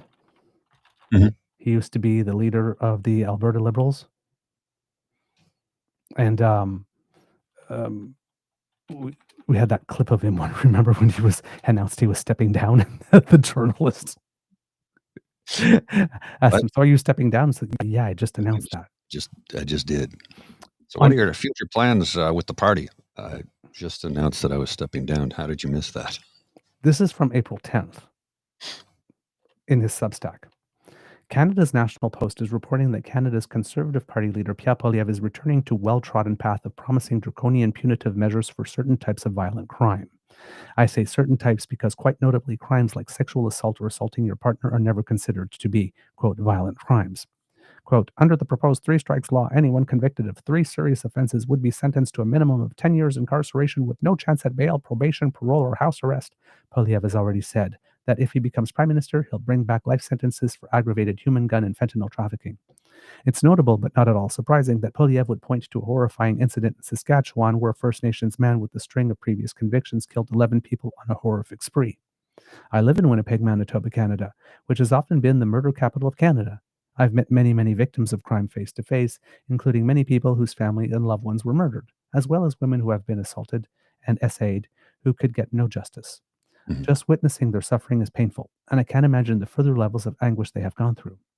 The people who suffered these losses, as well as ongoing injustices, are mostly Indigenous. Some of them are miseries and tragedies are related to the policies of the last Harper Conservative government, in which Pierre Poilièvre was a cabinet minister. That government cancelled the Kelowna Accord, which was going to increase funding to First Nations with funds dedicated to clean water and better care for children, and froze funding instead, even as the population grew. They brought in new draconian legislation that led to more Indigenous children being thrown in jail while canceling education and training programs in prisons that successfully reduced the chance of people reoffending. At the same time, I have seen complete indifference to crimes committed by powerful conservatives. For that reason, I find Poilièvre's announcement completely insincere and exploitive and frankly disgusting. These are profoundly unjust policies that, if they came to pass, would make current injustices worse. Jails in Manitoba and Saskatchewan are overcrowded with First Nations and Indigenous prisoners. Manitoba has twice the national incarceration rate, and the vast majority of prisoners are Indigenous. There are no provincial halfway houses, which means that inmates are discharged straight to the street and immediately get arrested again. At the same time, Manitoba is a province where a billionaire, Peter Nygaard, was never charged criminally for decades, despite dozens of allegations that he was essaying women in Manitoba.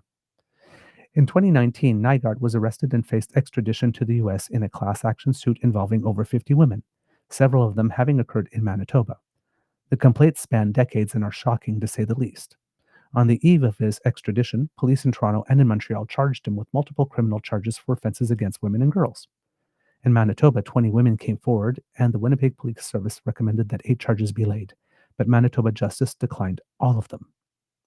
In November 2022, I was a member of the Manitoba Legislative Assembly, and I was approached by a representative of over 40 women who had complaints against Nygaard.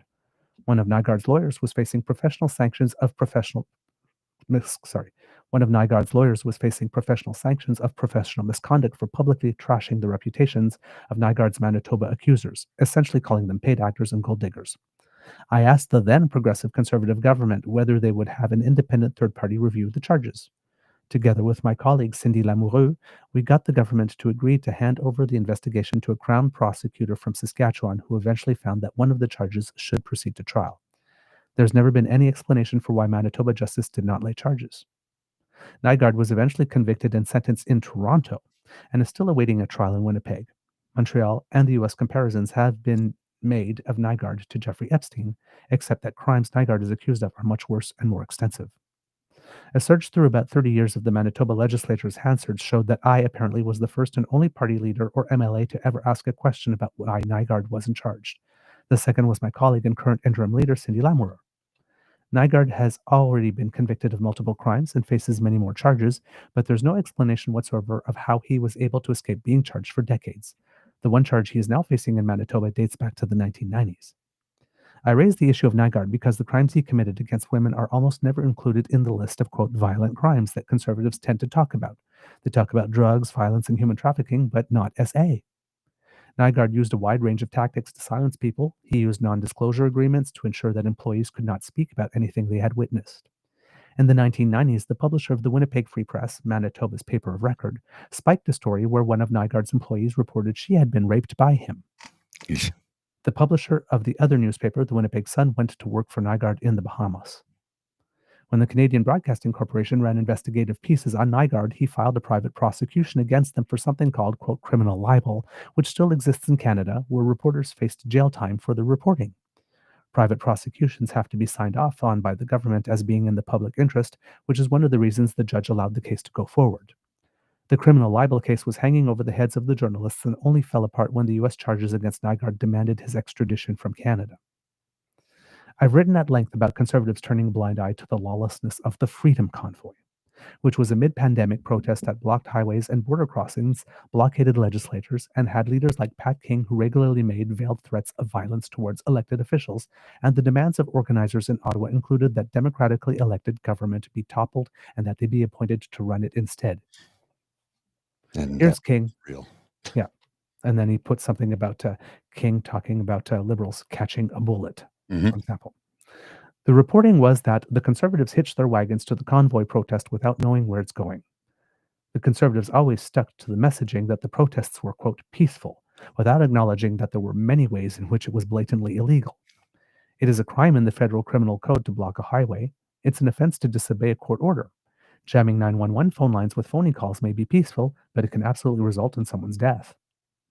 In fact, conservatives were involved in organizing the convoy, which had some of the same organizers as a 2019 United We Roll convoy, rebranded from Yellow Vests, where conservative Senator David Tkachuk encouraged truckers to, quote, roll over every liberal in the country.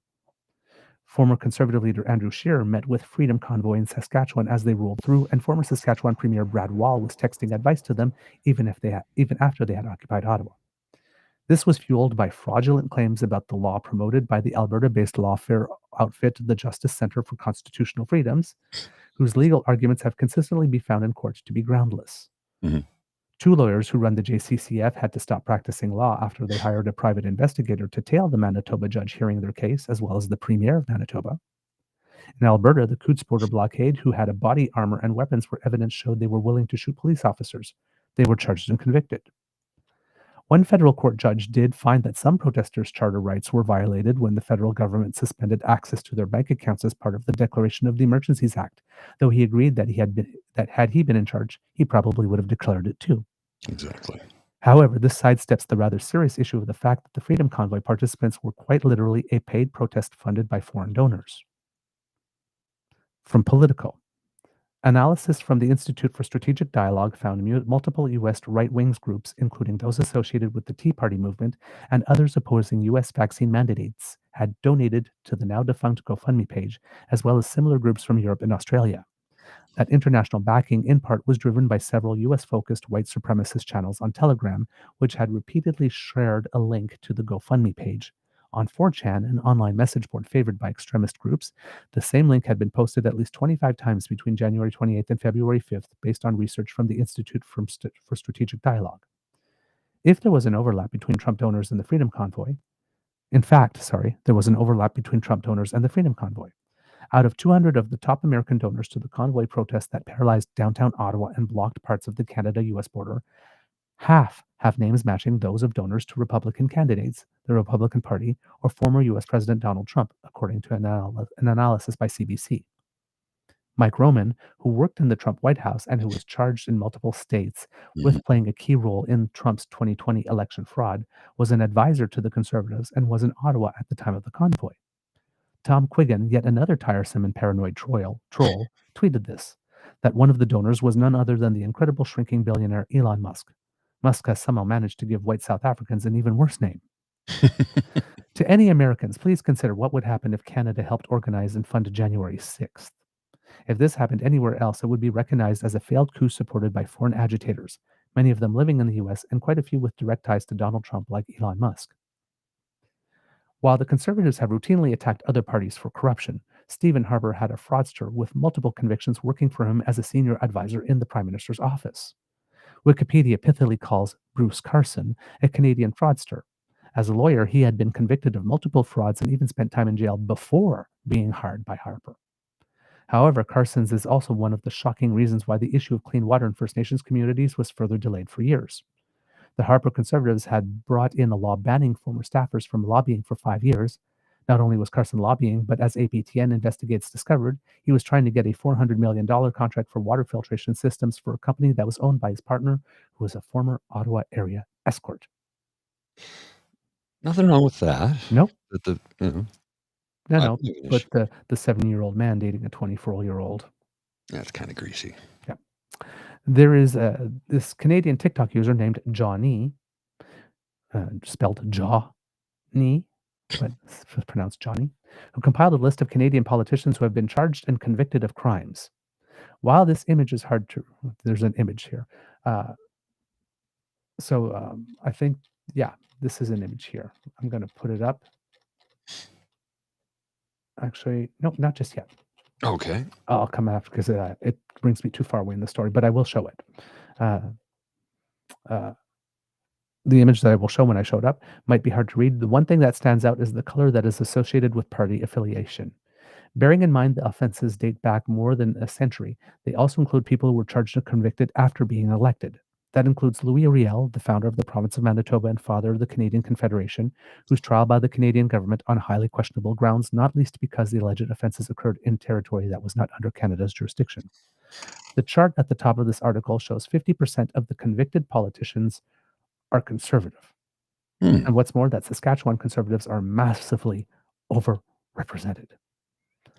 While there are often accusations of corruption in Quebec, it has to be said that it is also the province where the political dynamic has actually resulted in inquiries into corruption and convictions, if you remember the Charbonneau Commission, for example. Anglos in Canada generally love to complain about corruption in Quebec. There's no denying there has been because we know it for a fact, but it's also the case that Quebec has actually far stricter standards for corruption than many other provinces, especially when it comes to campaign finance corruption. For example, Quebec, there have been a couple of scandals and inquiries where people ended up going to jail where there were illegal corporate donations to political parties.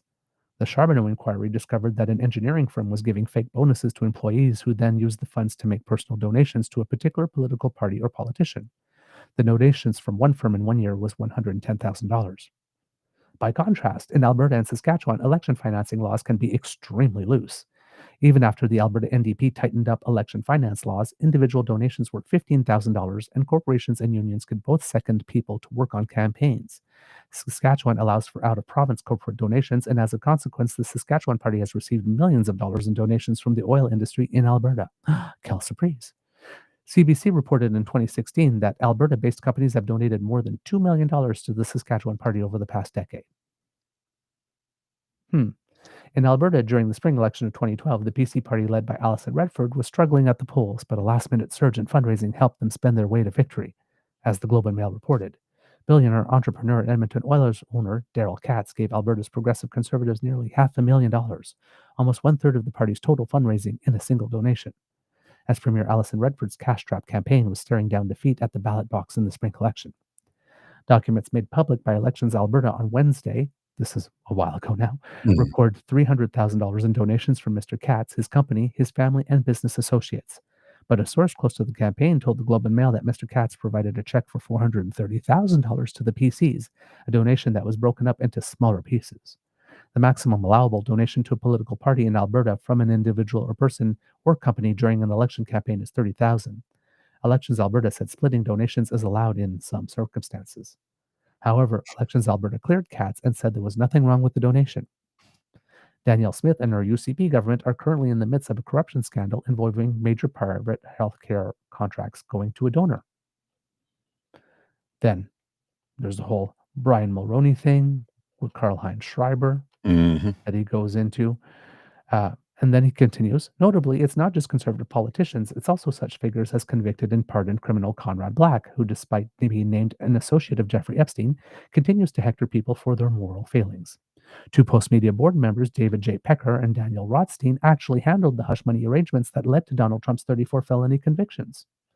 In all of this, I will say that, of course, there are honest, hardworking, law and order conservatives, but there always have been. But the movement is now largely being driven by people whose chief strategic inspiration is Roy Cohn and advised Joseph McCarthy, then became a mob lawyer and mentor to Donald Trump.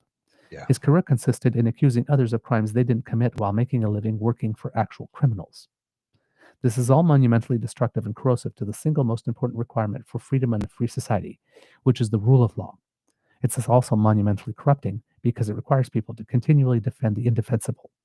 More than anything, Canada and the world need effective and fair enforcement of the law against corruption and criminality, and the Conservatives have put themselves on the wrong side. Now, kids and cubs, the graphic that I want to show you that topped the article, and take a look here. This is every politician that's been convicted and charged. So convictions and charges of Canadian politicians by political affiliation. So let's see, we got Green 3%, NDP 11%, Labcom, I don't know what that is. Yeah, I don't know what Labcom is. 1%, Independent 9%, Liberal 15%, PQ 3%, BQ 1%, Conservative 57%. They love to point the finger at liberal corruption. Corruption, thy name is Reform Party, masquerading as conservative. This is all data. Yeah. Come on. Right. Those numbers ain't lying, my friends. So, again, if you care so much about the crime, if you care so much about the corruption, clean up your own house. Yeah. Lead by example. So, this well-worn policy or strategy or tactic of the Conservatives to point to other people, they're corrupt. They're not being transparent. While they themselves are doing it more than anybody else, and not only more than anybody else, but more than half the time. Oh yeah. More than everybody else combined. It's like, wow. But look at the other guy. Yeah. Look at the other guy. No, don't.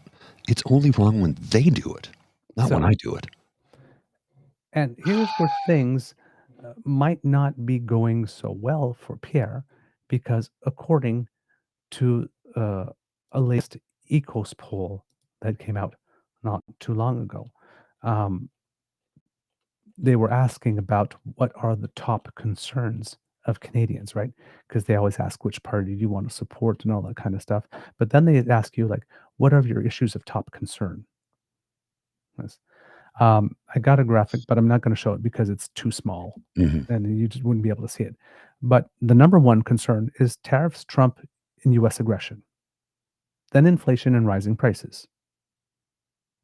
Now, when you're looking at the graph, tariffs and Trump U.S. aggression, right? That's 20% of Canadians that are concerned about that. That's the number one issue. It's the number one issue for 30. It's a big issue for 31% of liberals, 26% of NDP, 32% of Bloc, but only 10% of conservatives and 7% of the of Green Party voters. Conservatives don't seem to be concerned whatsoever about whatever Trump is doing in the U.S. aggression. They're fine with it.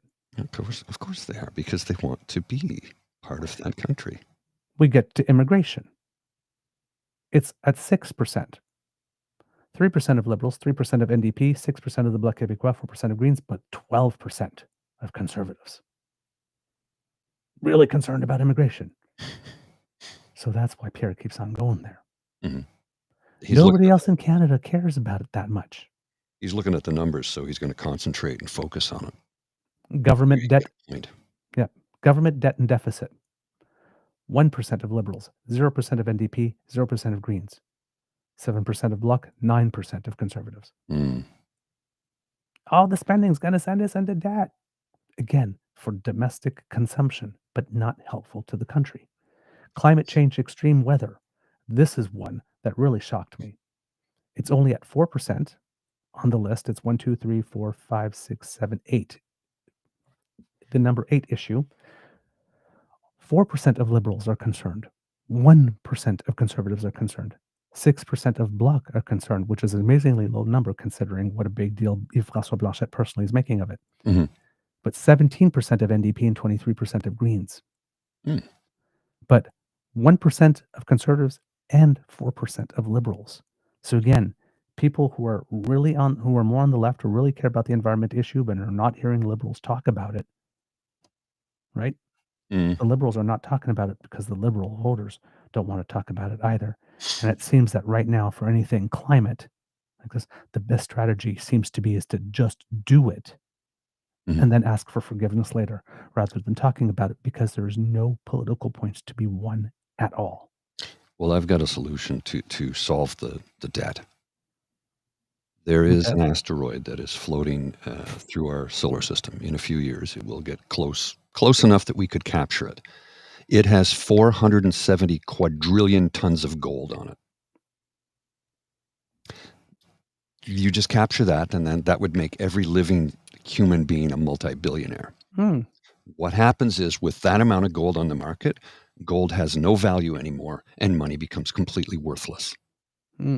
Let's just get rid of money altogether, and then we can work together in peace and harmony. Yeah, I know that sounds like a socialist dream, or communist dream, I guess, because socialists believe in owning the means of production and distributing those means out to everybody, like the NFL. Yep. High taxes. 2% of liberals, 0% of NDP, 2% of Bloc, 2% of Greens, but 7% of conservatives. Of course. Now, things like poverty and homelessness, right? We've got a big issue. Oh, yes. Right? And it's not shrinking. It's getting bigger every day. So for both of them, 2% of liberals. Poverty and homelessness, 2% for poverty and 1% for homelessness for the conservatives. So there's not much difference between what liberals and conservatives actually talk. But Pierre keeps on going in front of these camps and saying, oh my God, it's terrible. But his party's voters don't care. And even with the other parties, NDP, 5% for poverty, 4% for homelessness. The Bloc Québécois, 5% for poverty, 1% for homelessness. And the Greens, the most social justice warriors of all the parties, only 8% for poverty and 9% for homelessness. It hardly rates with anyone. Then we get to the ones that Pierre loves: crime, public safety, gun violence, opiate and drug crisis. And Pierre is wasting his time because they both rank at 2% for all Canadians, and they rank 2% or lower for everybody across all parties except the Bloc Québécois, which has 3% that's concerned with crime, public safety. Canadians are not particularly concerned with it. We have record low crime rates. We do have record high homelessness, and we do have record high overdoses due to fentanyl. I have friends that I know in the neighborhood who work for outreach programs, and they're dealing with on average 15 overdoses a day. And it's all fentanyl. But you get all Pierre. fentanyl. But you have Pierre here that's trying to convince us that we live in some kind of lawless state, right? Bail, not bail. What are we going to do? Like, conservative voters are less concerned about crime, public safety, gun violence, opioid and drug crisis than actual liberal voters.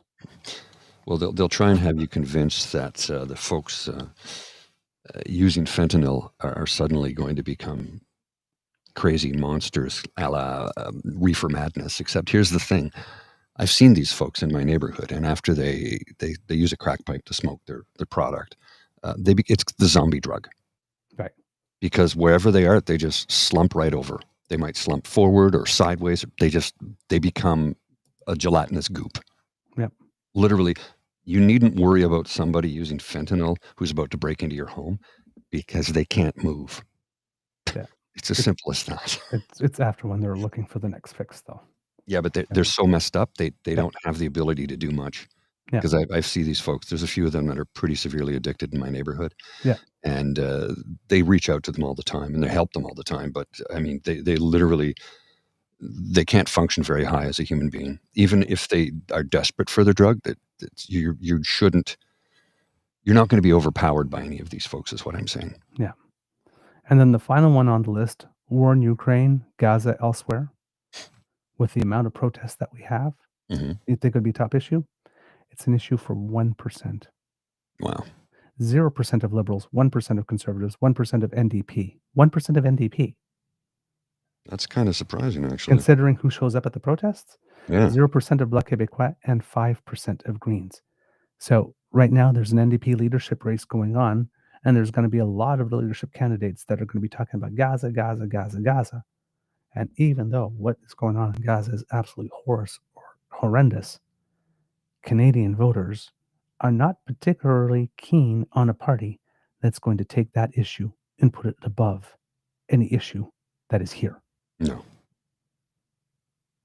There's no appetite for it. It gets great clicks on social media. It drives the people that are super passionate. But when you transpose it into regular world, nobody's there. Nobody's there for those issues. And a lot of the things that Pierre is talking about, the safety blankets that he's running to, the things he can't pivot away from, are things that either only matter to his base, like inflation, well, not inflation, but immigration, government debt and deficit, the concern about higher taxes, or things that he thinks he's making the liberals look bad on, but nobody cares about really. Like crime, public safety, gun violence, opioid, drug deaths, and what's going on in Ukraine or Gaza. Which is a sad statement on our society. It is. An extremely one. But I think people are just worn out from it, to be honest with you. Could be. But strictly, strategically, politically speaking, any time that he's talking about those things is time he's not connecting with anyone. But that's all he can talk about. And it's showing up in the public polling. Yeah, he's at a record low right now, if memory serves. Yeah. And the trend here is not his friend, because this is 338.com. And again, it's just a slow and steady decline. But at the election, the spread was 3%, and now we're at 7%. Seat projection, 143 after the election. If an election was held today, 121 for the Conservatives. Liberals would be at 193, a very clear majority. He's not going anywhere. And then best of all, Bonnie Crombie, who we like, we love, has appeared in the National Post, Real Talk with Ryan Jesperson, and Twice. yesterday, finally, CBC Power and Politics. And we have it for you. And she knocked it out of the park. Of course she would. Let's share this right now. Bonnie Crombie is running as an independent candidate in the upcoming by-election in Battle River Crowfoot, and she joins me now. Bonnie Crombie, it's good to meet you. Thank you for joining us on the show today. Good morning. Well, at least it's morning here right now. So, hi, how you doing today? I'm very good. How are you doing? Tell us why you've decided to run in this by-election and run against the Conservative leader, Pierre Poilièvre, in the seat. It really boils down to my slogan, which isn't a slogan. It's simply the truth. This is our home. This is our riding. We just had an election, and we spent all that money, and we elected the candidate of our choice, who promptly turned around and said, no, I don't want that mandate I asked you for. And we're spending another $2 million to vote in the angry guy from Ottawa, who doesn't know jack about this area. He may have been born in Calgary, but he's from Ottawa. He hasn't been here. He hasn't lived here. And even if he had stayed in Calgary, this is a very different area than the urban centers he's used to. So you're mad. You don't like what Damien Carrick has done. You don't like what Pierre Poilièvre has done, even though there is a long tradition in Canadian politics of backbenchers giving up their seat for the leader. You don't like this one bit. Well, yeah, I would agree. Normally, yes. But this unseated leader it's not that he didn't have a seat. It's that he didn't bother to show up for his constituents. So they fired him. And now he just assumes we're going to vote him in when he lived in the same town as his constituents. We're 3,000 kilometers west. Do you think he's going to show up here ever? So you don't buy it that he's running to represent this riding, to be the voice of Battle River Crowfoot in Parliament. You think this is just a path back to the House of Commons so we can get back into question period and those things? Absolutely. We are being used, and myself and my neighbors are upset about this. How upset do you think they are, Bonnie Critchley? Because, this is a seat that reliably votes Conservatives, which is, inarguably the reason it was picked. I think Damien Carrick is willing to step aside, and this seems, at least on paper, very little chance of losing. 82% voted for Mr. Carrick in the election on April 28th. How upset do you think they are? Is it enough to just reduce that number, or is this maybe in play? It's going to be either or. Either way, he is not going to survive his leadership review in January. If he beats me, it's not going to be by much.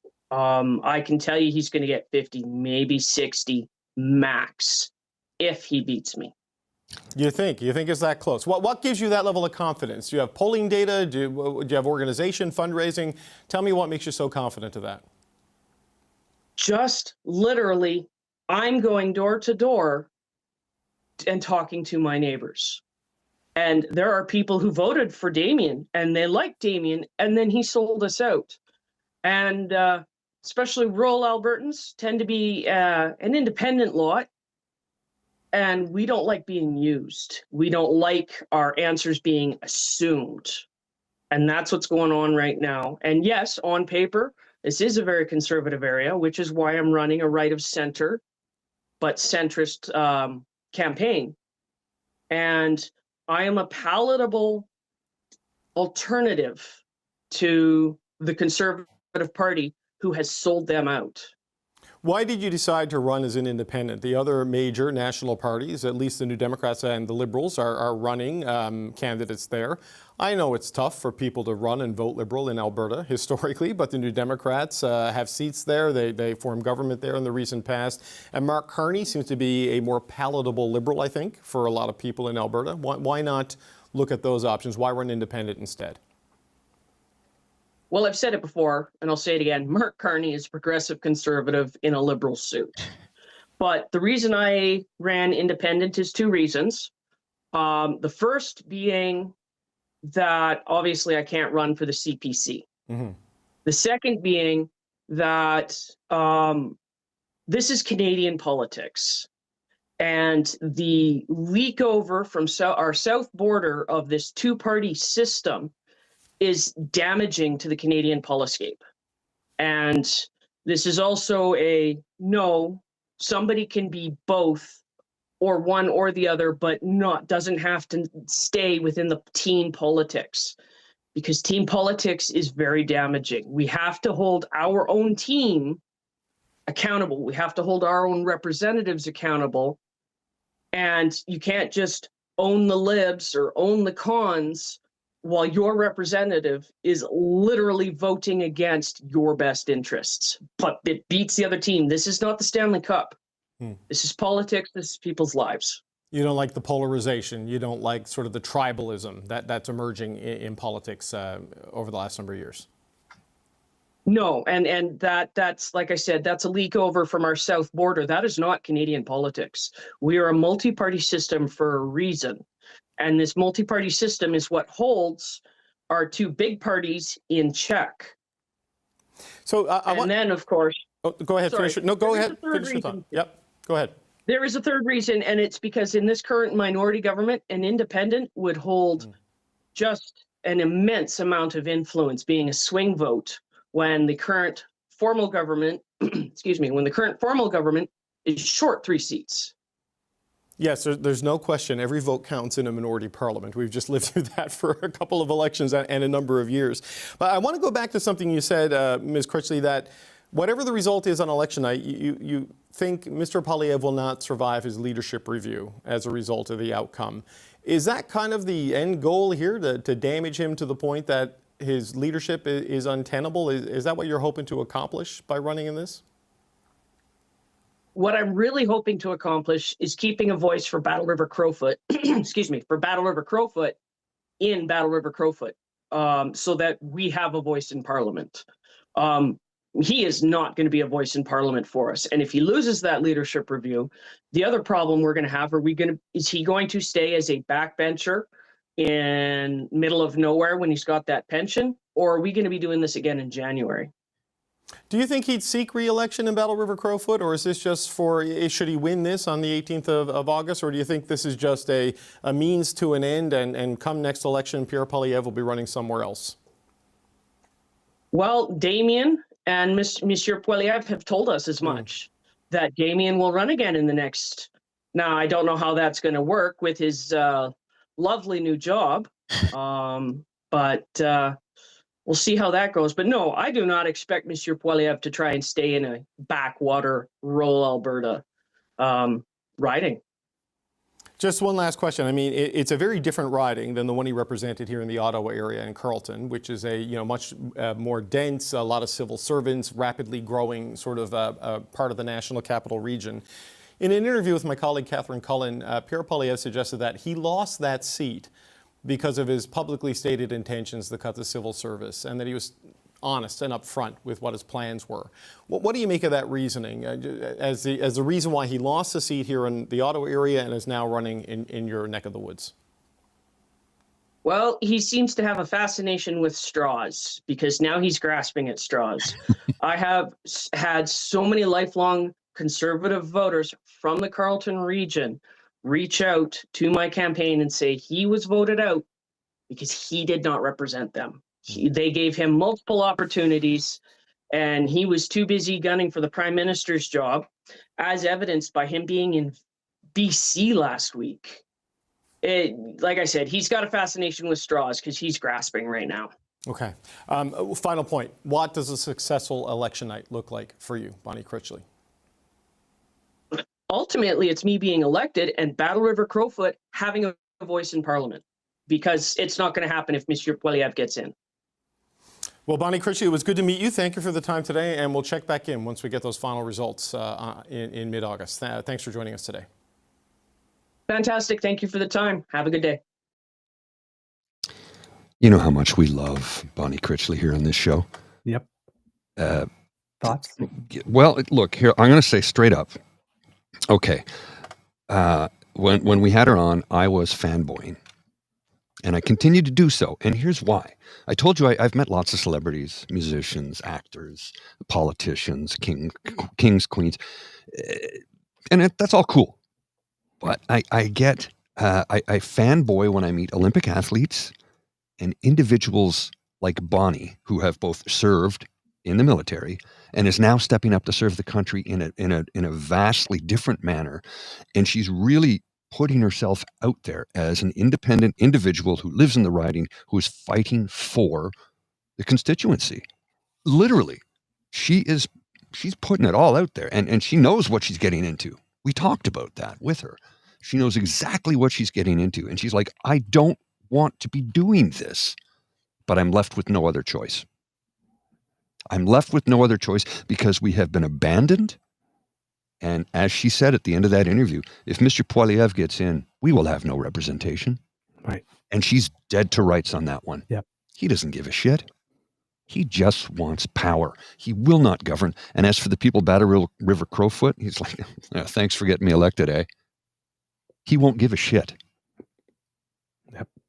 This is why I keep pushing the interview. I keep telling people, you need to learn who Bonnie is. Please spread the message. Get the message out there, because Bonnie is a legitimate candidate who has a legitimate shot at beating him. Yep. And this interview proves it, because it's literally 1 month and 2 days after we recorded ours with her. Mm-hmm. And I think we might have been her first national interview. Could be. It took 1 month and 2 days for her to go from True North Eager Beaver To the CBC. to CBC Power and Politics. We haven't even gotten to CBC Power and Politics yet. We've been at this we're in our 5th season. Yes. You don't get an interview with David Cochran on CBC's Power and Politics if you're nobody. No. And And if you're not having an impact, and if you're not making some noise. So you hear this, you see this on the web again. Independents have no chance. Independents have no chance. I don't think that you are particularly seizing the particularities of this composition of the House and this particular race and this man. And you have to admire Bonnie here, because her message discipline was superb in this interview. Yep. Our home, our writing. What do you want? What's, is hobbling Pierre your goal? What I want is a voice from Battle River Crowfoot that comes from Battle River Crowfoot. What I want is a voice from Battle River Crowfoot that actually will go to the House of Commons and speak for us there, not come and take the seat and say, okay, now back to my regular schedule running for Prime Minister. And I would like to have a voice from Battle River Crowfoot who hopefully will still be a voice for Battle River Crowfoot past January, so we don't have to do this again. Well, and this nails it. And remember, Bonnie has no designs on ever becoming Prime Minister. She doesn't. That's why she's an independent candidate. As an independent, she is a voice, and it can be, like she said, the swing vote, right? Mm-hmm. Yep. Don't knock independents out. Independents are going to become more and more popular as time marches on, simply due to the fact that they will have power to represent their riding. If they don't have any designs on becoming Prime Minister or the head of a party or moving up the ladder, they just want to work, do an honest day's work as someone who can represent their riding in Ottawa. Then I think we'll start to see more independent candidates in the future. Yeah. And Bonnie, I really hope she wins. We've seen independents win before. John Nunziata. Well, it's exactly what I'm going to say, but this is like, look at John Nunziata, completely different context. Yes. Right? Because John Nunziata won a seat as an independent one term, didn't win it again because people liked him, but then there was a majority level of government. What voice did he have? No questions, no what.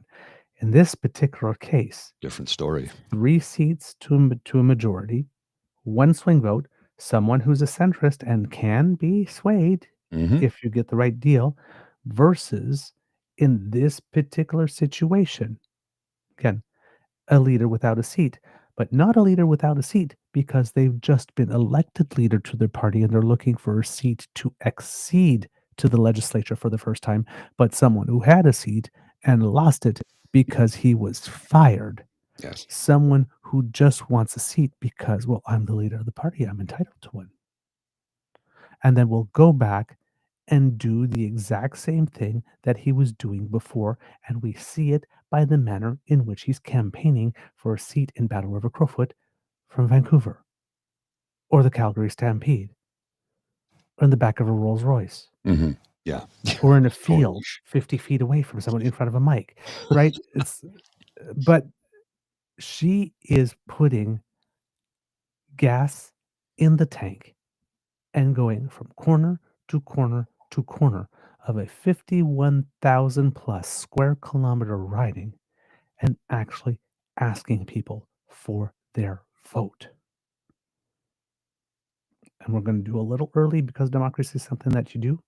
It's a federal election, kids and cubs. So if you have not maximized your donation to a candidate, You can. which is $1,750 per year in the past federal election, and you have some contribution room from coast to coast to coast, if you like Bonnie, you are allowed to donate to her and get your tax receipt for that. That is correct. And in a riding with 51,000 square kilometers to cover, a little bit of gas money goes a long, long way. You want to do something for the country? Pop her a 20. Yeah. Not only will she 100,000 people pop her a 20. not only will At least she she's got appreciate it, millions. but so will the rest of Canada. Right? She managed from going to, I'm announcing on Facebook that I'm going to run, Mhm. from us to Jesperson to Power and Politics. She'll be on Laura Babcock's O Show. I think they're recording that on the 18th. And we're in talks to have her come back here, Oh, awesome. probably in the last week of July, around then, Okay. to give us an update on the ground. She did that on her own with a small dedicated team and almost no money.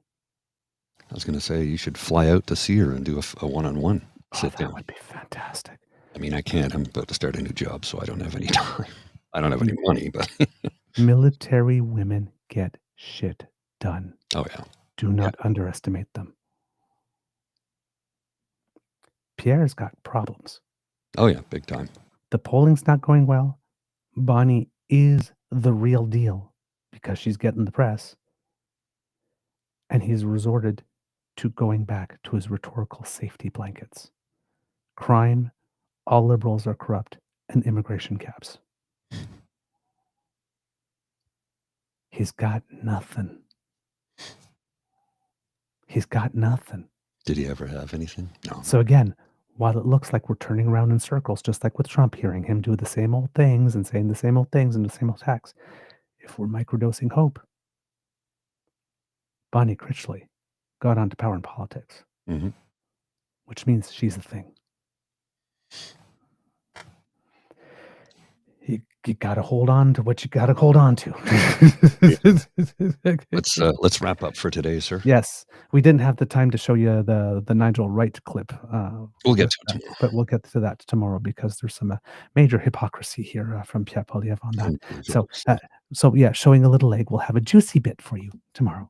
You got to burn through this quick. Yes. All right, kids and cubs. Thank you so much for watching us because we enjoyed making this for you. Remember, sharing is caring and word of mouth is priceless. So please tell your peeps and poops all about us. We love it when you do, especially when you share our content with a little word of yours because you are influencers in your own circle. If you like what we do and you need to take us with you because you can't watch us, hey, we're portable. That QR code that just appeared will bring you to our pod page made available to you thanks to the generous contribution of the Ray Girl. Scan that QR code and it will bring you there. Or if you happen to be listening, podpage.com/thetruenortheagerbeaver with a hyphen between each one of those words. And when you go there and click on subscribe, when we have something fresh off the bandwidth, it comes directly to you. And if you are listening to us on podcast, if you have the time to give us some stars and reviews, kids and cubs, please do because it helps us with the algorithm. Now, if you would like to help us in other ways, maybe a trip on down to the True North Eager Beaver Media Incorporated YouTube page might be your thing. Kits Cassie and Kits Elaine are beckoning you to come, and we have 3 buttons for you to smash with. And if you're watching live, remember, if you smash now, you don't have to remember to do it later. Like, share, and subscribe. Give them a little flick. Give them a little lick. Give them a little kick. It makes us happy when you do, and that too helps us with the algorithm. If you would like to help us in yet other ways, that QR code that just appeared will bring you to our coffee page, and that's where you will find the Eager Beaver Lodge's Emergency Hydration Fund because a moist beaver is always a happy beaver. So if you would like to offer us an enthusiastic expression of encouragement, couple of loonies or toonies, hitting the bottom of that jar makes a lovely sound and gives us such warm fuzzies and lets us know that you care about the show. So if you would like to get us a little happy in yet another way, a lovely contribution would be greatly appreciated. Thank you so much. Now, if you are buying Canadian, because, hey, that's still on, then you might want to bypass the CE Tech Bros. And you can do that with a direct transfer to us from your bank to ours, and we get 100% of your donation there via truenortheagerbeaver@gmail.com. That's our email address. And that's the email address at which you can also write us, because we love to hear from you. So let us know what you think about the show. If you got some guest suggestions, some topics, all of it, we want to hear it. That's where you write. And well, like I said, we read absolutely everything, even though we're not always able to answer. And if you want to communicate with us via our socials, because we read those too, at True Eager, at the Blue Sky Beaver Lodge, on the Jitter, True North Eager Beaver on Facebook, our original home. And if you happen to be listening on YouTube, either live with the best damn fam in all podcasting, or on your own time, right down here in the comment section, just leave us a little something. We're always happy to hear from you. And remember, all of your comments and all of your donations go back into the show to make it better. And at Kits and Cubs, we speaking of the show, there are some changes coming, and we will have more to share with you when it happens. But Find we out are soon. definitely excited about these changes, and when we announce them, we know that you will be too. Not much is going to change necessarily in terms of the show and the presentation and all that kind of stuff. Hopefully, whatever changes we're going to make are going to be seamless. But it's definitely going to set us up to hopefully grow the show and grow the DAMFAM, and to go some places. And we're really excited about that. But right now we can only show a little leg. That's But it. That's all it's you got coming. for today. That's all you get from today. Just a little bit of shoulder here. Let's see. I think that's all I have because because democracy is something that you do. Again, Kits and Cubs, donate to Bonnie Critchley if you are able to, and if you're living in Alberta, remember mypcalberta.ca is where you can sign the petition to have the Progressive Conservative Party get enough signatures to register itself with Elections Alberta if you want more options for democracy in that province. And remember, even if you don't plan to vote PC, you still might want to have the option. So sign the petition. Mr. Grizzly, do you have some words of wisdom, sir? Yeah, get out and support Bonnie and share. I put the link to Bonnie's interview in the chat. If you can share that with as many people as possible, we want to get Bonnie's word out there and help her as much as we can, because it's worthwhile and she will make a difference. Indeed. All right, kids, it could be a tough world out there, so please be kind and gentle with yourself. And well, Mr. Grizzly, please cue the cock.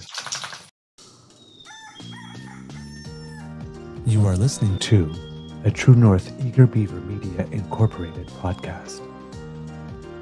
The True North Eager Beaver podcasts are proudly brought to you by our founding sponsors, the Misfit Mysteries from Corvid Moon Publishing, your source for science fiction, fantasy, and cozy mysteries featuring a broad diversity of characters, CanadianTarot.com, their uniquely Canadian online eclectic tarot community, and the Peppermaster, hot pepper sauces made from farm-fresh ingredients to thrill your taste buds and expand your mind.